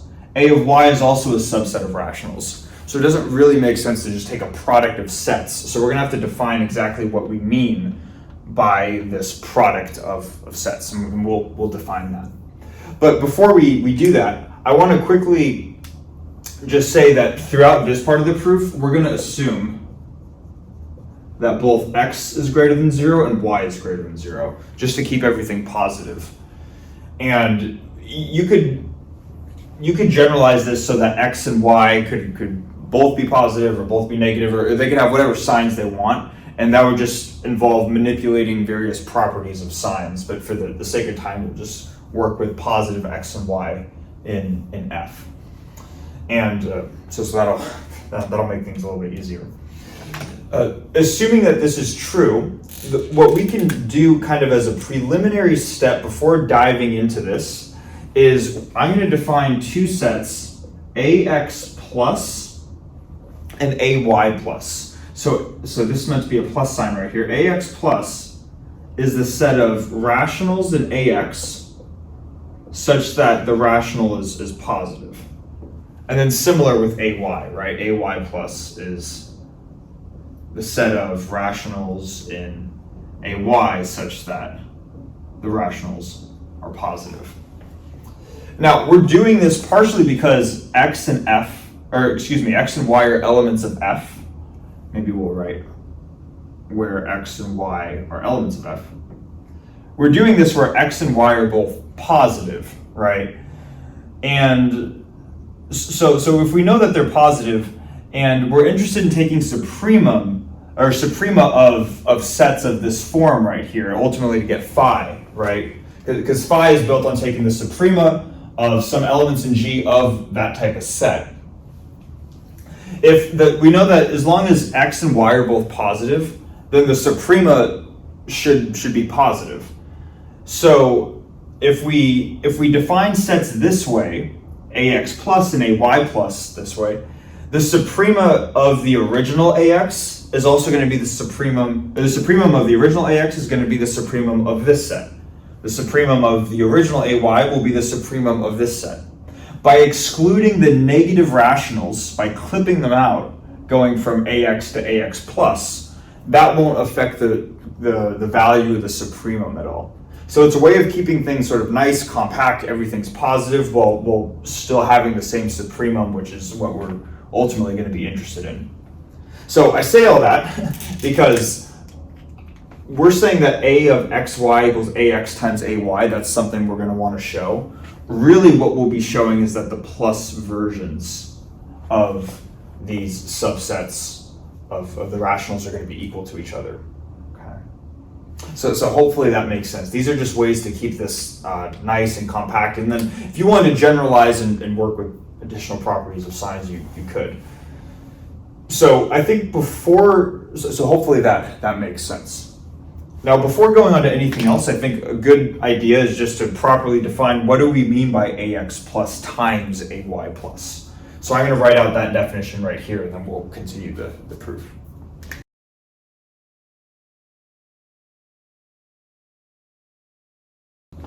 All right, so we've defined now what it means to take the product of AX plus with AY plus. And turns out if you take the way we're defining it, if we take a product of these sets of rationals, we get yet another set of rationals. So it's a set of rational numbers such that there's going to be a P in our first rational subset, and there's going to be an R in our second rational subset, that all the rationals in this resulting set are less than the product P times R.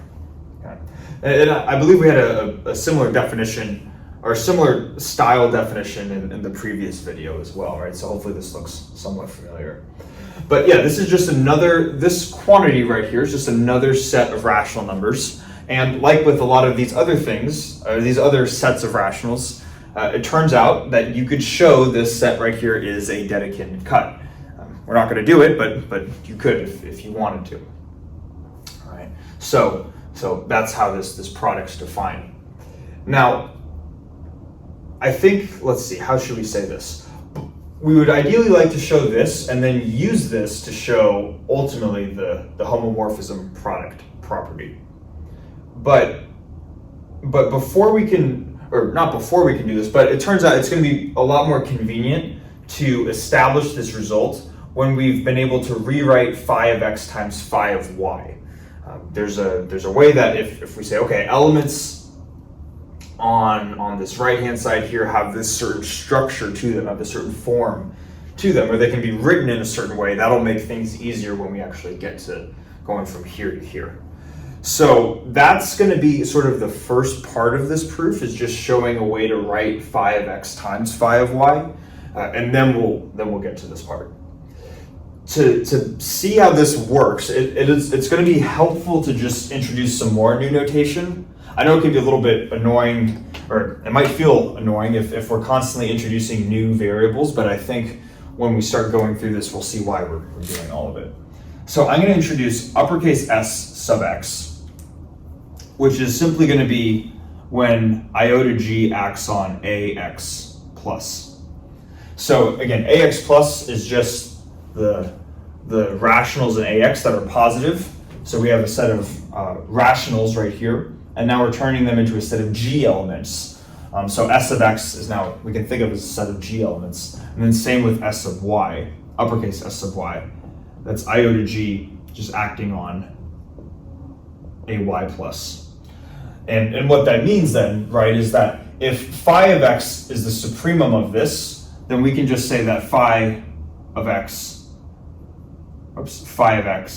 is the supremum of this set, the set of these g elements right here. And then same thing for phi of y, right? Phi of y is just the supremum of these elements.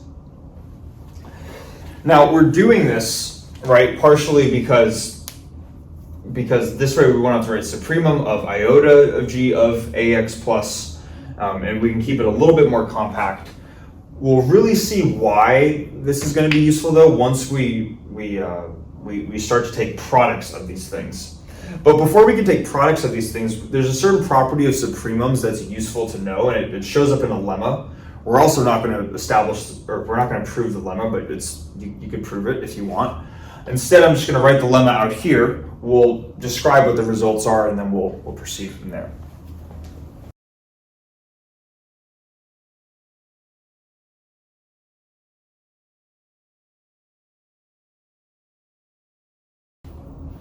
Okay, so let's go through this lemma here. It says here that if we have some positive element C, which is greater than the additive identity in G, and then we have a subset S of G, which is non-empty and bounded above, then basically this thing right here is true. So let's read what it says. If we were to take the supremum of S, and I guess first we know the supremum exists, right? Just because G is an ordered field with the least upper bound property, and S is a non-empty subset bounded above, so it has a supremum. And what they're saying is that if you took the supremum of this subset and you multiplied it by some positive number, that's going to be equal to the supremum of this resulting object, where the resulting object, CS, is just how you'd imagine it to be. It's the set of elements CS, where S is in the original subset, big S. Basically you can move whatever your positive coefficient is inside this supremum right here.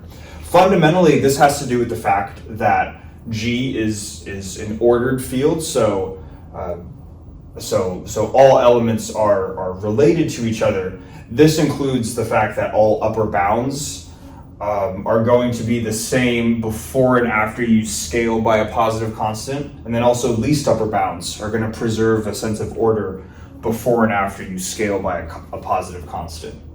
But this is just a result, and we'll see exactly how this gets used, okay? So what we're going to do is we're going to take this product right here, and because we originally said we would want to rewrite this product, right? So we're going to start by taking this product right here, phi of x times phi of y. And the first thing we'll do is we'll just write out phi of x and phi of y in terms of suprema of these two subsets, uppercase S, x, and sy. So phi of x is supremum of sx, and then phi of y is the supremum of sy. Supremum of sy. All right. Now, the supremum of sx and the supremum of sy, they're just the least upper bounds of these sets. And that's just a single value, right? So whether, it doesn't matter which order we go in, but whether we take we can think of this as a constant and this is also a constant. But maybe just to be concise, let's just suppose that this thing acts as our C value. So instead of it looking like this, if we just call that C, then this would be C times the supremum of sy, right? So by this lemma right here, what we can do then is we can say that this is equal to then the supremum of C, but C is supremum of Sx. So the supremum of Sx. Again, this is just some number, right? A fancy way of saying some number times our original subset, which is Sy. Like this. Okay. So this is what we have at this point. Now it's important to keep in mind, because we're going to manipulate this even further to rewrite phi of x times phi of y, that S sub x and S sub y are defined as iota g of ax plus and iota g of ay plus. And ax plus and ay plus are just really containing the positive rationals in ax and ay, right? So we can think of these as positive rationals, and then when we act iota g on them, that turns them into the positive rational elements within G, right? So the main idea here is that all the elements in Sy, they're elements within G, but they're all positive because elements of Sy are G elements that come from ay plus, which are positive, right? So what we can do is we can rewrite this even further by saying that this is going to be the set of, so I guess if we were to just look at this input right here, to the outer supremum. So we're saying the supremum of this input right here is the same thing as the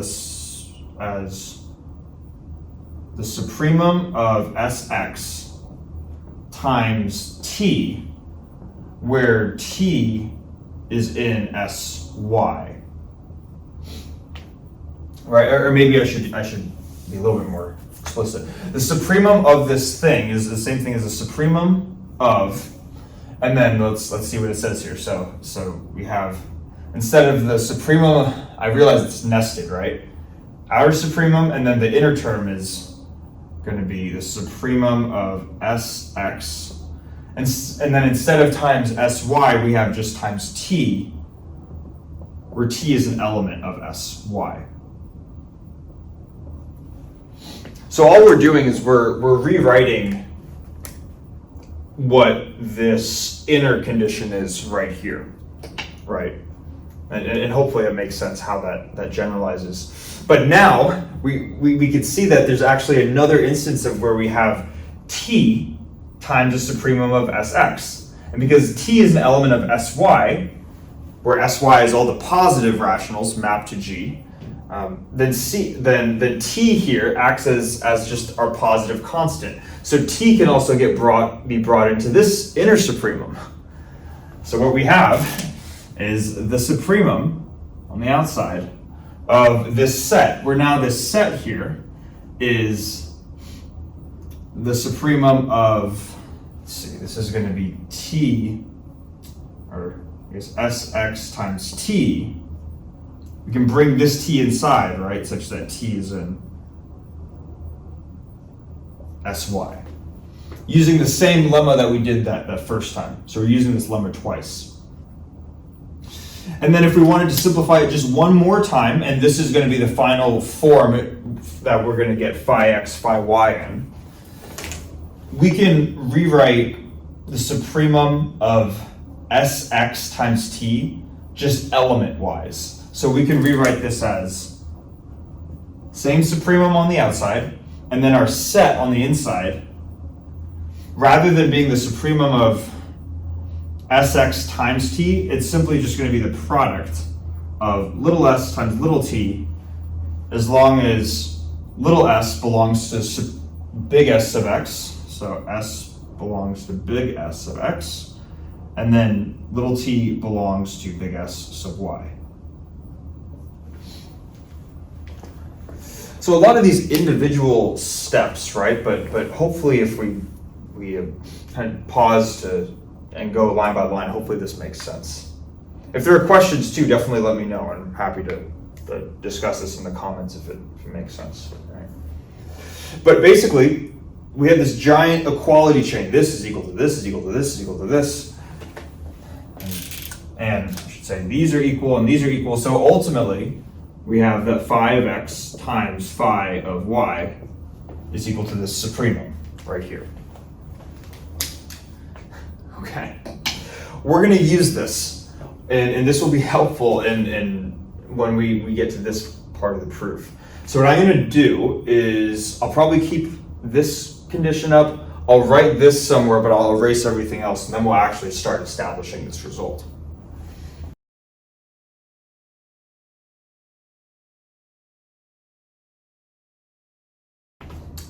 Okay, so we now have everything laid out here in terms of at least what's been defined, and there are a lot of these definitions, right? And then also what we just showed, which is that phi of x times phi of y is equal to the supremum of this set right here. This will be a convenient way of writing things.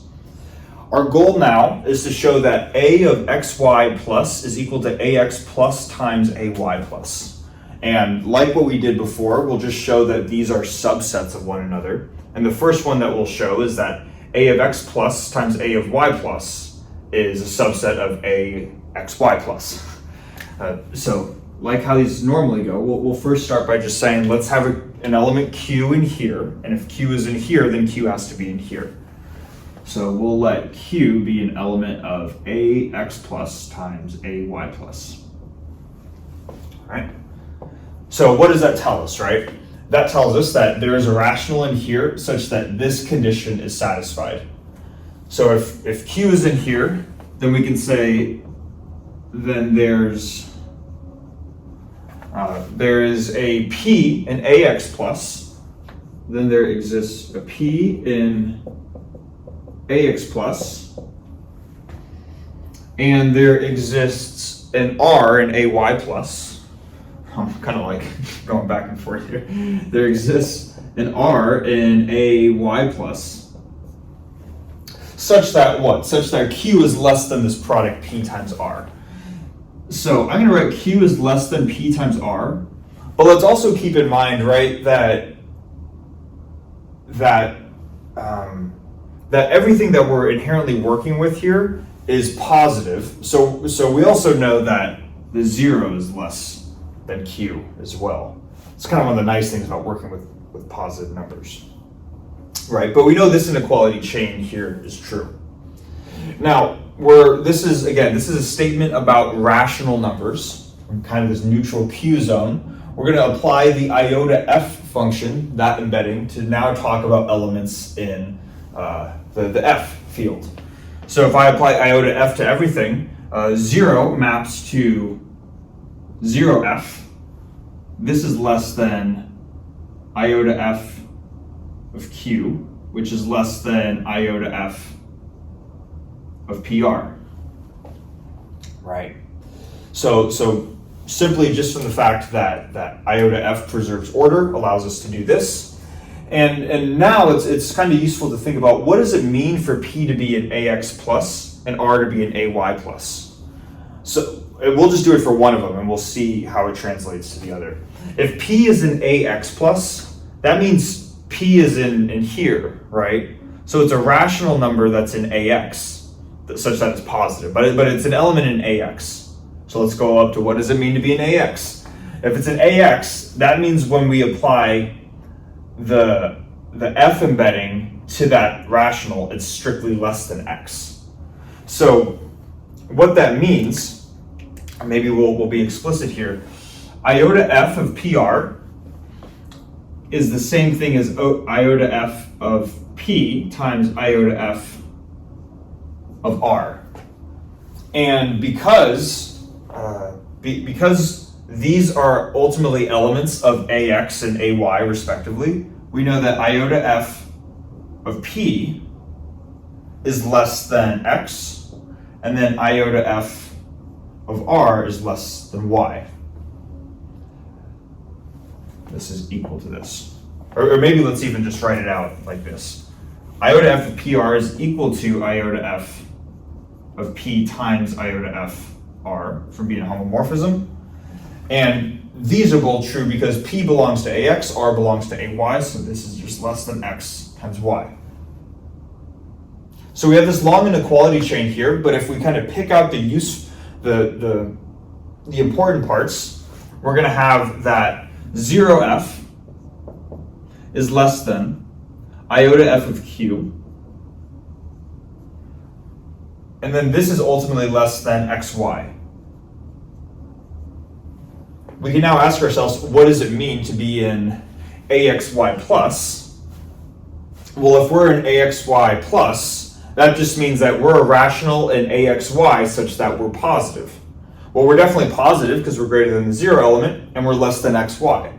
So this is this right here, what we wrote, is what it means. So I guess we could say therefore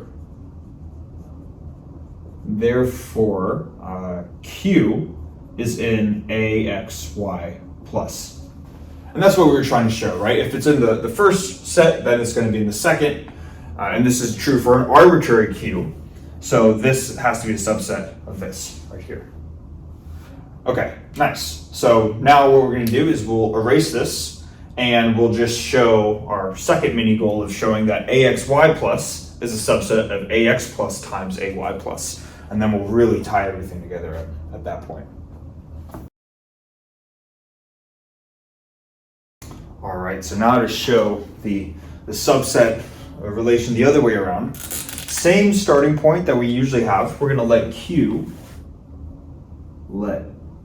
be an element of AXY plus. We can first just ask ourselves what that means, right? if Q is an element of AXY plus, it's a rational. Show the integer. It's a rational that that is going to be positive, so it's greater than 0. So we could say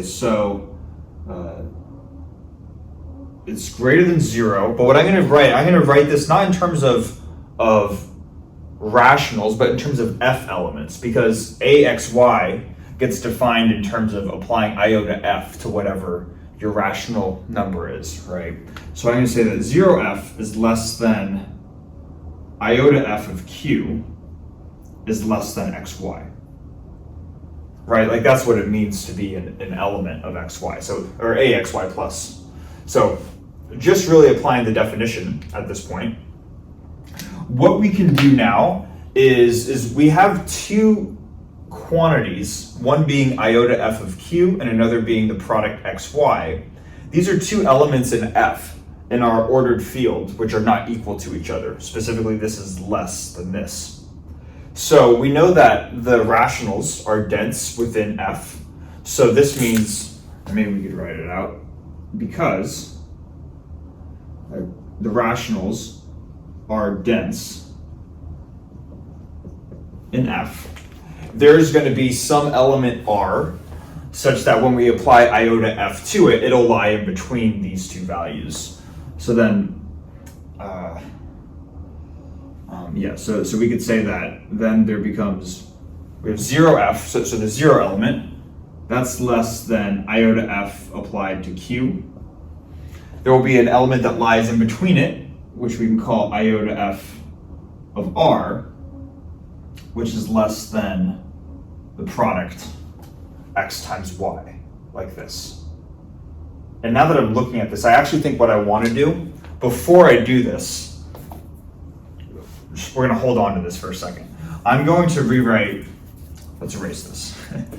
We originally have iota f of q is less than xy.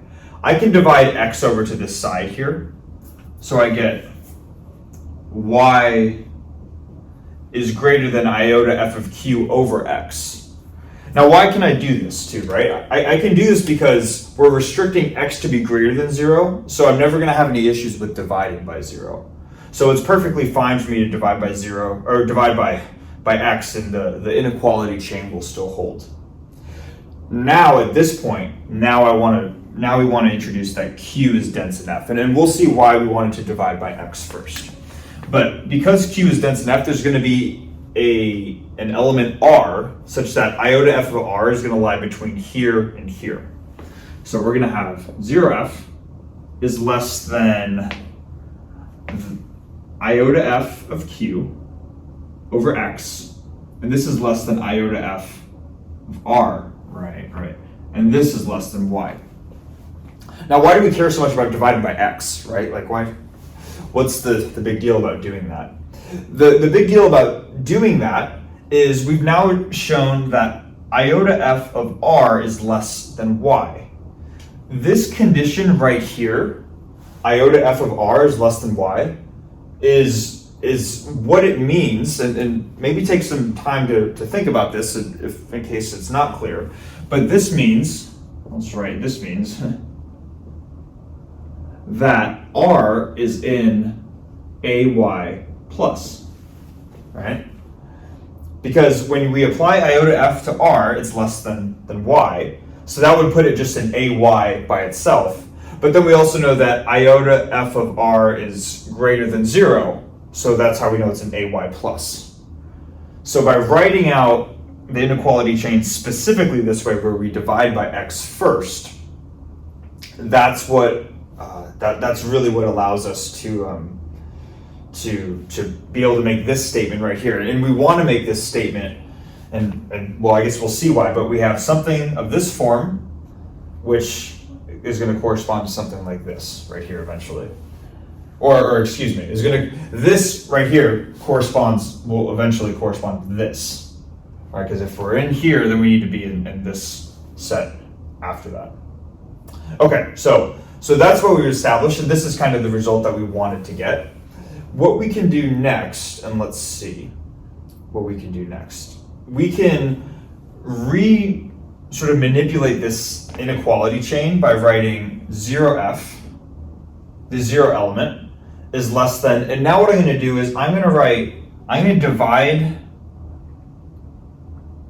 divide iota f of r to the denominator here and multiply x just over to here, okay? So I'm going to have iota f of q, the numerator is going to stay the same, divided by iota f of r is less than, and now I'm just going to write x. We could also include y in there, if we want. And I guess we would just assume that y is greater than x at the beginning of this when we assume both of these are positive. Otherwise, we just swap y and x, but that's fine. The main thing though, and actually let's ignore the y. The main reason I want to do this right here is because now we can make another argument by saying that the rationals are dense in F to find an element that lies between here and here. And it's conveniently, we're going to call it P, and we're going to show that it's an AX plus. So by the same logic, because Q is dense in F, then we can rewrite this inequality chain as the 0 element is less than iota F acting on Q divided by iota F acting on R. This is kind of the lower number. What lies between here is iota F acting on P, which is less than X. And just like how iota F of R being less than Y meant that R was an AY plus, this condition means that P is in AX plus, which is what we have right here, right? So we see that we're getting the quantity that we want, right, strictly less than y or strictly less than x. So that's kind of why we're performing these manipulations. So we could get just x right here and just y right here. And at this point, we're basically done, right? Because let's see, what were we originally showing? We were originally showing that we're almost done. We showed that q is an axy plus. We want to show that q is an ax plus ay plus. We've already shown that there exists a P in AX plus and there exists an R in AY plus. We still need to show that Q is less than PR. And fortunately, we can do that with just this inequality right here. So I'm just going to write iota F. I'm going to write this fraction, iota F of Q over iota F of R is less than iota F of P. And hopefully we see how to manipulate it from here, right? But if not, we'll go through it. We multiply this term to the right-hand side, giving us iota F of Q is less than iota F of P times iota F of R. Then because iota F is a homomorphism, this can be rewritten as iota F of PR. And then because it's order preserving, we can then say that Q is less. Instead of iota F, we can drop the iota. We just get Q. And then over here, we get that Q is less than PR, which is what we're trying to show. Right. So therefore, if Q is an AXY plus, then it's also an AX plus AY plus. So therefore, this is true. Well, we showed the subset. We showed the subset sign really going both ways, right? That these are subsets of each other, therefore they're equal. So we have therefore AXY plus is equal to AX plus AY plus, right? Okay. So I think I'm about out of room. So let's erase this and then finally show how once this condition here is established, how we can finally show them that phi of xy is equal to phi of x times phi of y. And it's not too bad at that point. All right, and then to finish this off, this isn't too bad, fortunately, at this point. We did all the heavy lifting. So we showed that ax plus times ay plus is equal to axy plus, right? And we'll just start to construct or start adding layers to it so that it looks kind of the form of phi of x, right? ultimately show this property here. So first thing we need to do is we need to apply iota g to both subsets of rationals. So we can do that because it preserves order. So iota g of ax plus ay plus is equal to iota g of axy plus, like this. Now we are working with elements in G, and again, because G has the least upper bound property, these are not, and because these are Dedekind cuts, they're non-empty subsets bounded above, so they have suprema. So we can then write the supremum of iota G of ax plus ay plus equals the supremum of iota G axy plus, like that. Okay, now this term right here is kind of just pretty straightforward, right? Because the supremum of iota G of ax is phi of x, so the supremum of iota G of axy plus, hopefully it makes sense that this is just phi of xy. Let's see, phi of xy. Even if we didn't have the plus sign here, it would still equate to phi of xy. But just look at the positive values, again, doesn't affect what happens when we take its supremum. But this is just what it means to compute phi of xy, right? Now this term right here, and this is kind of interesting, we're taking the supremum of this set of rationals when iota g is applied to it. So let's ask ourselves, what are these rationals right here? Well, these are the rationals such that Q is less than this product P times R right here. But what we also know is, because it might be a little bit confusing how to relate this to phi, because phi alone in the definition only talks about a single one of these A sets. It doesn't talk about this product right here. But what we showed in the whiteboard before all of this was that phi of x times phi of y is just the supremum of this set, and this is why we did this in the first place. We see that it's the supremum of the set of s times t, where s is part of s sub x and t is part of s sub y.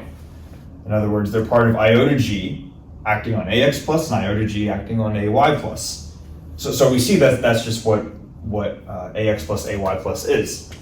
The point of doing all of this heavy lifting right here is so we could go from this step and just say, oh, we were able to see that that's simplified to phi x times phi y. So we have phi of x times phi of y right here. And then the product property for showing that phi is a homomorphism is now satisfied. We're getting there. We're getting there.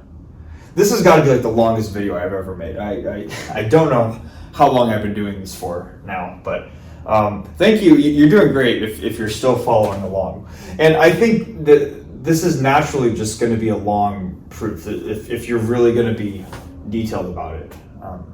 But we're almost there. We did a lot of the heavy lifting. The last property that we need to show, because it's not quite a homomorphism yet, we need to show that the multiplicative identities map to each other. So I'm going to erase the board and then we'll go through that next.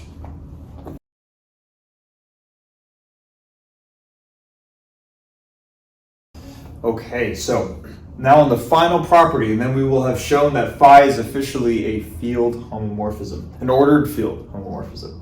Exciting. We're going to show that phi, acting on the multiplicative identity, acting on the one element in F, outputs the one element in G. Now, we actually showed, I think, the first part of this proof already in the very beginning, but we'll do it again because it's probably been so long at this point. But phi of 1f is the same thing as phi of 1f times 1f, right? And then because we've now shown, we can now, even though we haven't shown phi is fully a homomorphism yet, we have shown the product property, that's what we just established. So we can now say that phi of 1f times, this is equal to phi of 1f times phi of 1f, which is the same thing as phi of 1f squared, right? What that means is that phi of 1f is an idempotent, and it's either going to equal, and then we could say, so phi of 1f is an idempotent, just meaning that it's equal to its square. So then we either have one or two possibilities. So we have phi of 1f equals 0g, or phi of 1f equals 1g.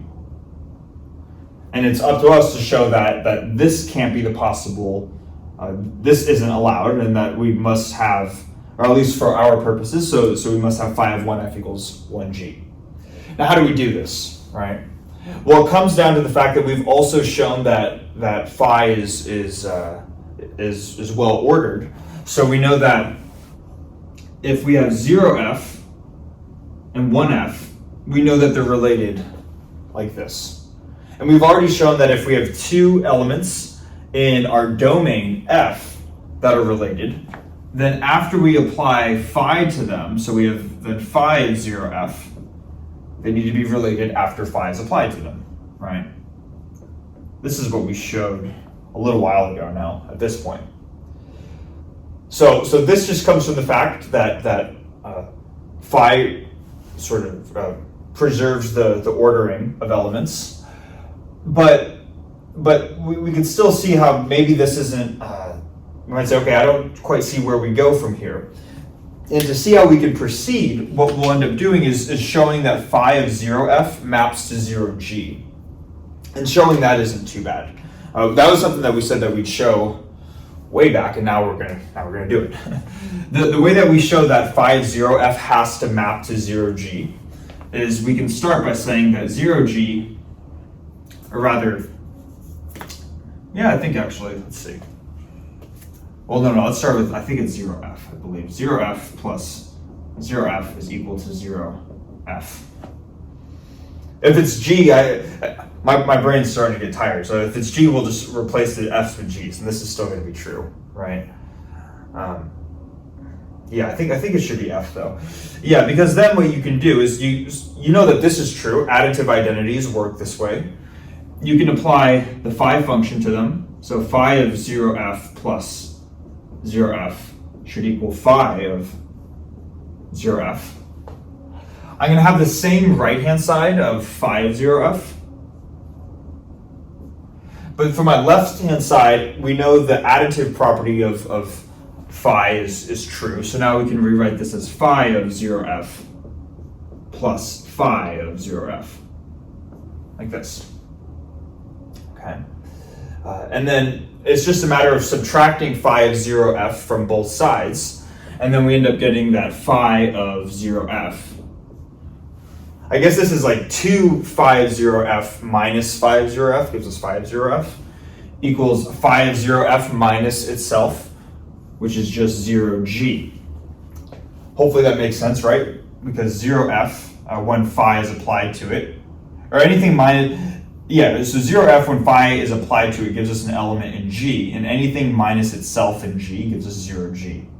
So this is true, and now we can see why we didn't need it in the definition for a field homomorphism. This was just implied from the other properties of being a homomorphism, specifically the additive property. Now, we might say, okay, sure, phi of 0f maps to 0g, but what does that actually, and that's confirmed. That's the only value that phi of 0f can take on. What does that tell us, though? Well, what that tells us is that we can go back to this ordering statement right here, and I'm just going to replace phi of 0f with 0g. I'm just going to erase this, say now we have 0g. And now, at this point, it becomes, that kind of like opens up the door for what phi of 1f has to be.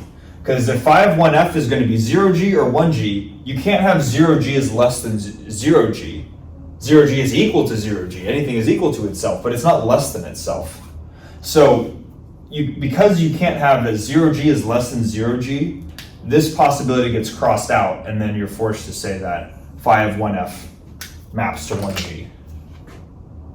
Therefore, we showed it. We showed that phi is in fact an ordered field homomorphism.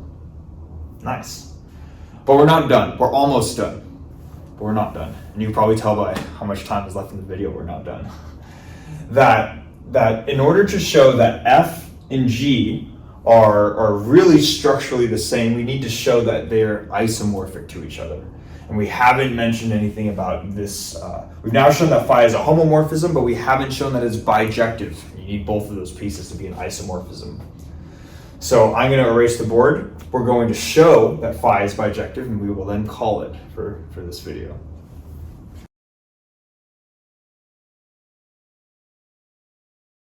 All right, for the final step of this and showing that phi is bijective. And we'll see that this even takes a bit of work too, but we're almost there. In order to show that a function is bijective, we need to show that it is both injective and surjective. The injective condition will be pretty straightforward, fortunately, but we'll start with that one. So, in showing that phi is injective, what that means is that if we have phi of x equals phi of y, then therefore that implies that x equals y, right? If the elements in the codomain are equal, that implies the elements in the domain are equal. And this can really just come from the fact that we know that phi already has this ordering established, where if x is less than y, that implies that phi of x is less than phi of y. And vice versa too, right? If y is less than x, then that implies that phi of y is less than phi of x. So really then what you could do is if you're saying that so if the elements in the domain are not equal, then you get these non-equal elements in the codomain. So now you say, okay, well, if you have elements in the codomain that are equal to each other, the only way that that's going to be true is if the domain elements are equal, and therefore phi is injective. So that shows that it's injective. Then to show that it's surjective, that's where it's going to take a little bit of work. What it means to be surjective is that given some element in the codomain, so we could say is given some y in the codomain, we want to show there exists an x. Let's even write this. We want to show there's an x in the domain, right, such that phi of x maps to y for an arbitrary y and g. Okay. Now, the way that we're going to do this is this is kind of interesting too. We're going to start by defining a cut similar to this, but it's a little bit different. So hopefully we can see this down here, but we're going to define a cut called b sub y. So this is not the word bi, it's b sub y. Try to make it look like that. And this is going to be a set of rationals. Okay. So it looks similar to this. But rather than having iota f, or iota f acting on the rationals, we're going to have iota g act on the rationals, and then have it be less than y. Okay. So this set of rationals looks very similar to this. The only difference, and it's now where we're seeing that now we see why we only defined a sub x for being expressed in terms of iota f. We have this different set now expressed in terms of iota g, but we have to give it a different name. We're only introducing it now because it only shows up now. All right. But this is a set of rationals. It can be shown that this set of rationals forms a Dedekind cut, just like up here. And then that means it has all the same properties that Dedekind cuts have. So it's non-empty, meaning, right, so it's not the empty set, so it's non-empty. And it can't be all of the rationals. It's a proper subset of the rationals. So it's bounded above. And because, let's see here, right? So it's a non-empty subset and is bounded above. And what that means then is that we can't say that it has a supremum if we're just working in Q, right? Because Q doesn't have the least upper bound property. But if we were to take iota f of these rationals. Now we map the rationals to an ordered field, and the ordered field does have the least upper bound property. So when we perform this mapping, then we can say that because it's non-empty and bounded above, then it has a supremum. The supremum exists. And what we're going to do, and it's kind of interesting, is we're going to say that if we map b sub y to iota of f, that has a supremum, and we're going to call that x, conveniently. It is now our job to show that this is the x that when phi acts on it maps us to y. It turns out the way that we show this, so the general strategy is to show, and maybe I'll write this here, the mini goal. So many mini goals in this video. The mini goal is to show that a of x, this set of rationals, is equal to b of y. We'll show that these two sets are equal by showing that they're subsets of one another, but by the time we get done with this, we'll also explain why this needs to be true, why this, in fact, is going to be useful in showing that phi is surjective. Okay, so we're going to first show that by is a subset of ax. And I think we'll see why I chose this one to start, because we'll see. So what we can do is, to show this, is we can first let q be an element of by. And we don't have to apply iota just yet, right? Because q is a rational and by is just a subset of rationals. So let q be an element of by. Because by is a Dedekind cut, since by is a Dedekind cut, that means that it has no greatest element. So if that means q is not the greatest element, so there's another element r that's larger than it. So q is less than r, where r is also in by. Okay. Then what you can do is you can apply this the iota f embedding to it. So iota f of r is then an element of iota f of by, like this.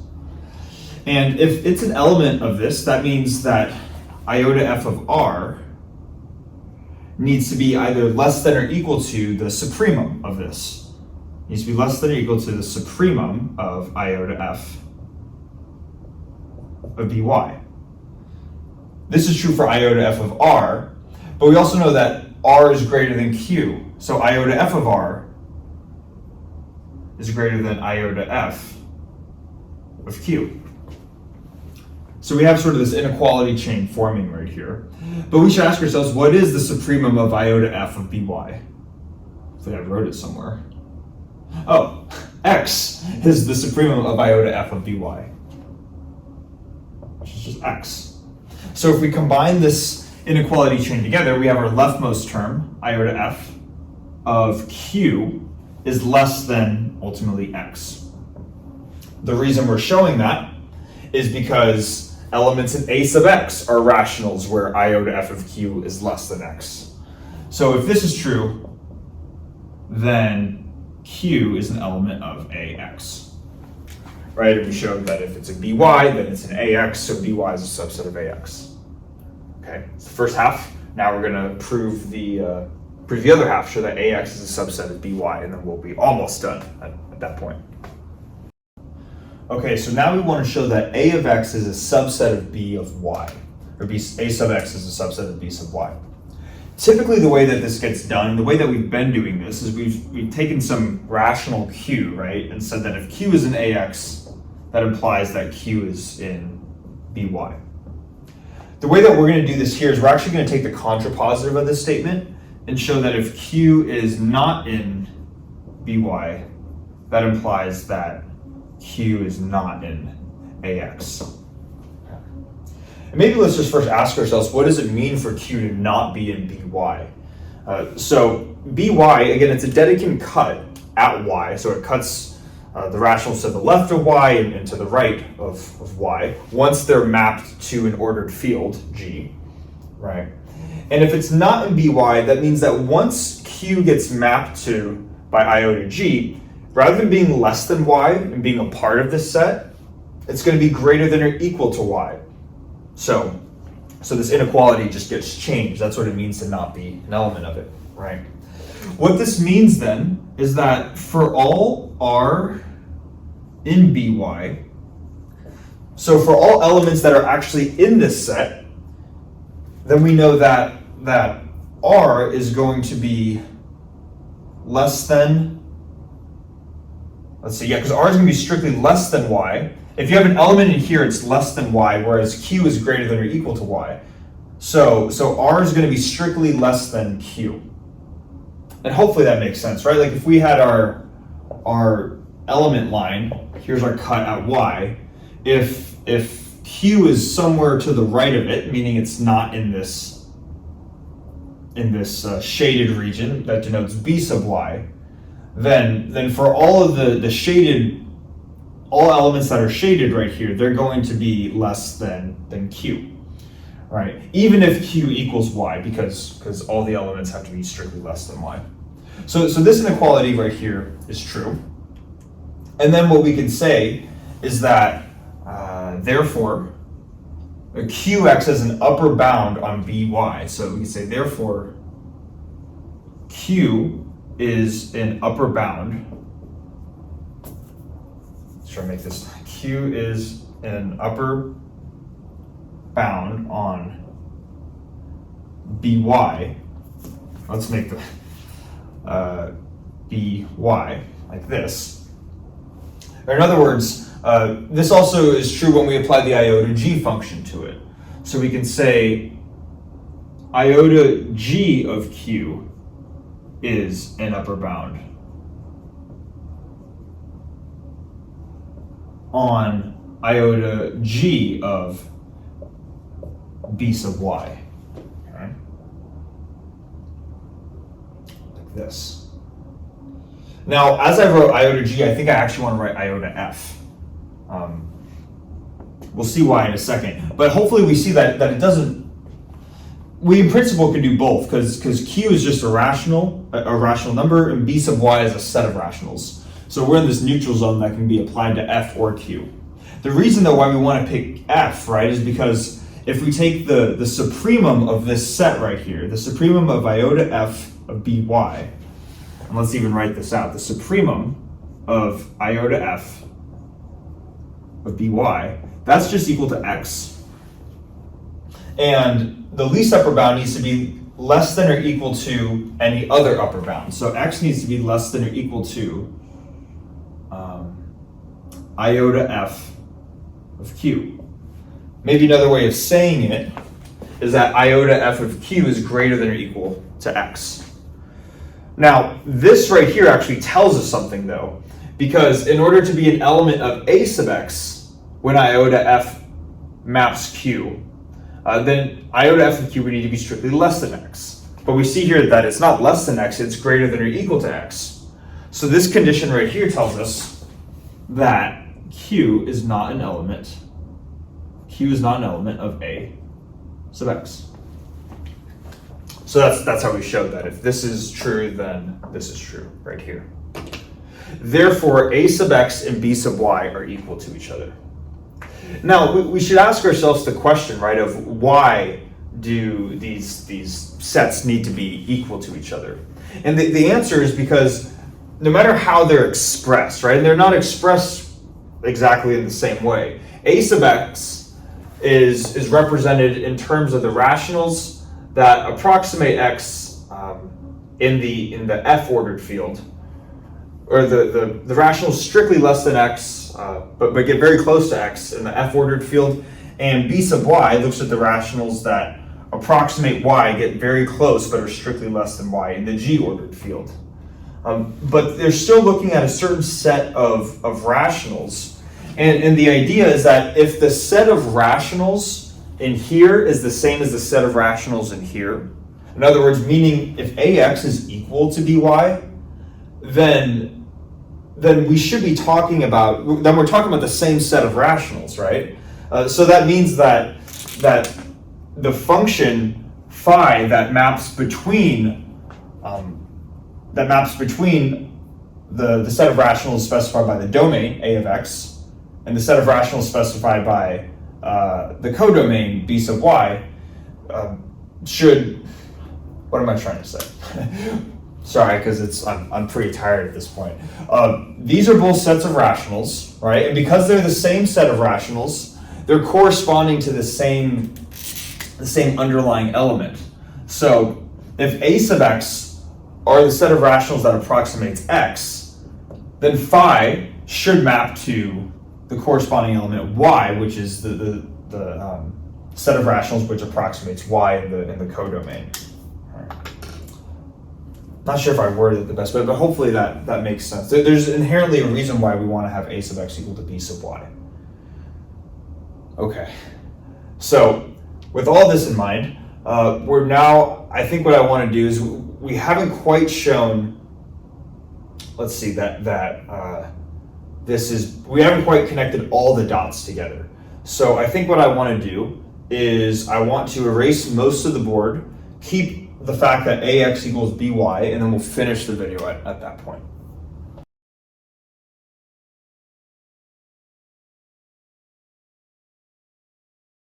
All right, so now to tie everything together, and this is where all the dots are going to connect, and this will be kind of fun. It's like a domino effect.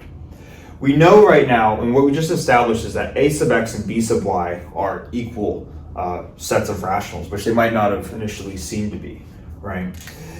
What we can do is we can start with this phi of x just definition. So phi of x, just according to what we have up here, is the supremum of when iota g acts on A sub x, right? Acts on this set of rationals. But we know now that A sub x is equal to B sub y, so we can equivalently write this as the supremum of when iota g acts on B sub y. And we should ask ourselves then, at this point, what is this equal to, right? By is the set of rational numbers that when mapped to being elements in G are strictly less than y. So what we have here now we have rationals that when mapped to G are strictly less than y. So we have G elements strictly less than y. What is the supremum of a set of elements that are strictly less than some point? Well, it's just that point that they're strictly less than, right? So this is just equal to y. So what we've shown is that for an arbitrary y in G, we have found an x where x was the supremum of iota f, or by. We found a corresponding x such that phi maps x to y. Therefore, phi is both injective and surjective. Therefore, phi is bijective, which means that we have a bijective homomorphism, which means that phi is an isomorphism, which ultimately means that phi is, if phi is an isomorphism between f and g, that f is isomorphic to g. And thus, the set of real numbers is unique, up to an isomorphism. That was a long video. I'm tired, I'm not gonna lie. But that was fun though. This feels like one of these things that is worth doing at least once, just to really work through the details, and it's kind of like one of those milestone type things. So glad we could do it all on one video. I know the video is going to be long, but yeah, thanks for watching, and I'll see you in the next one.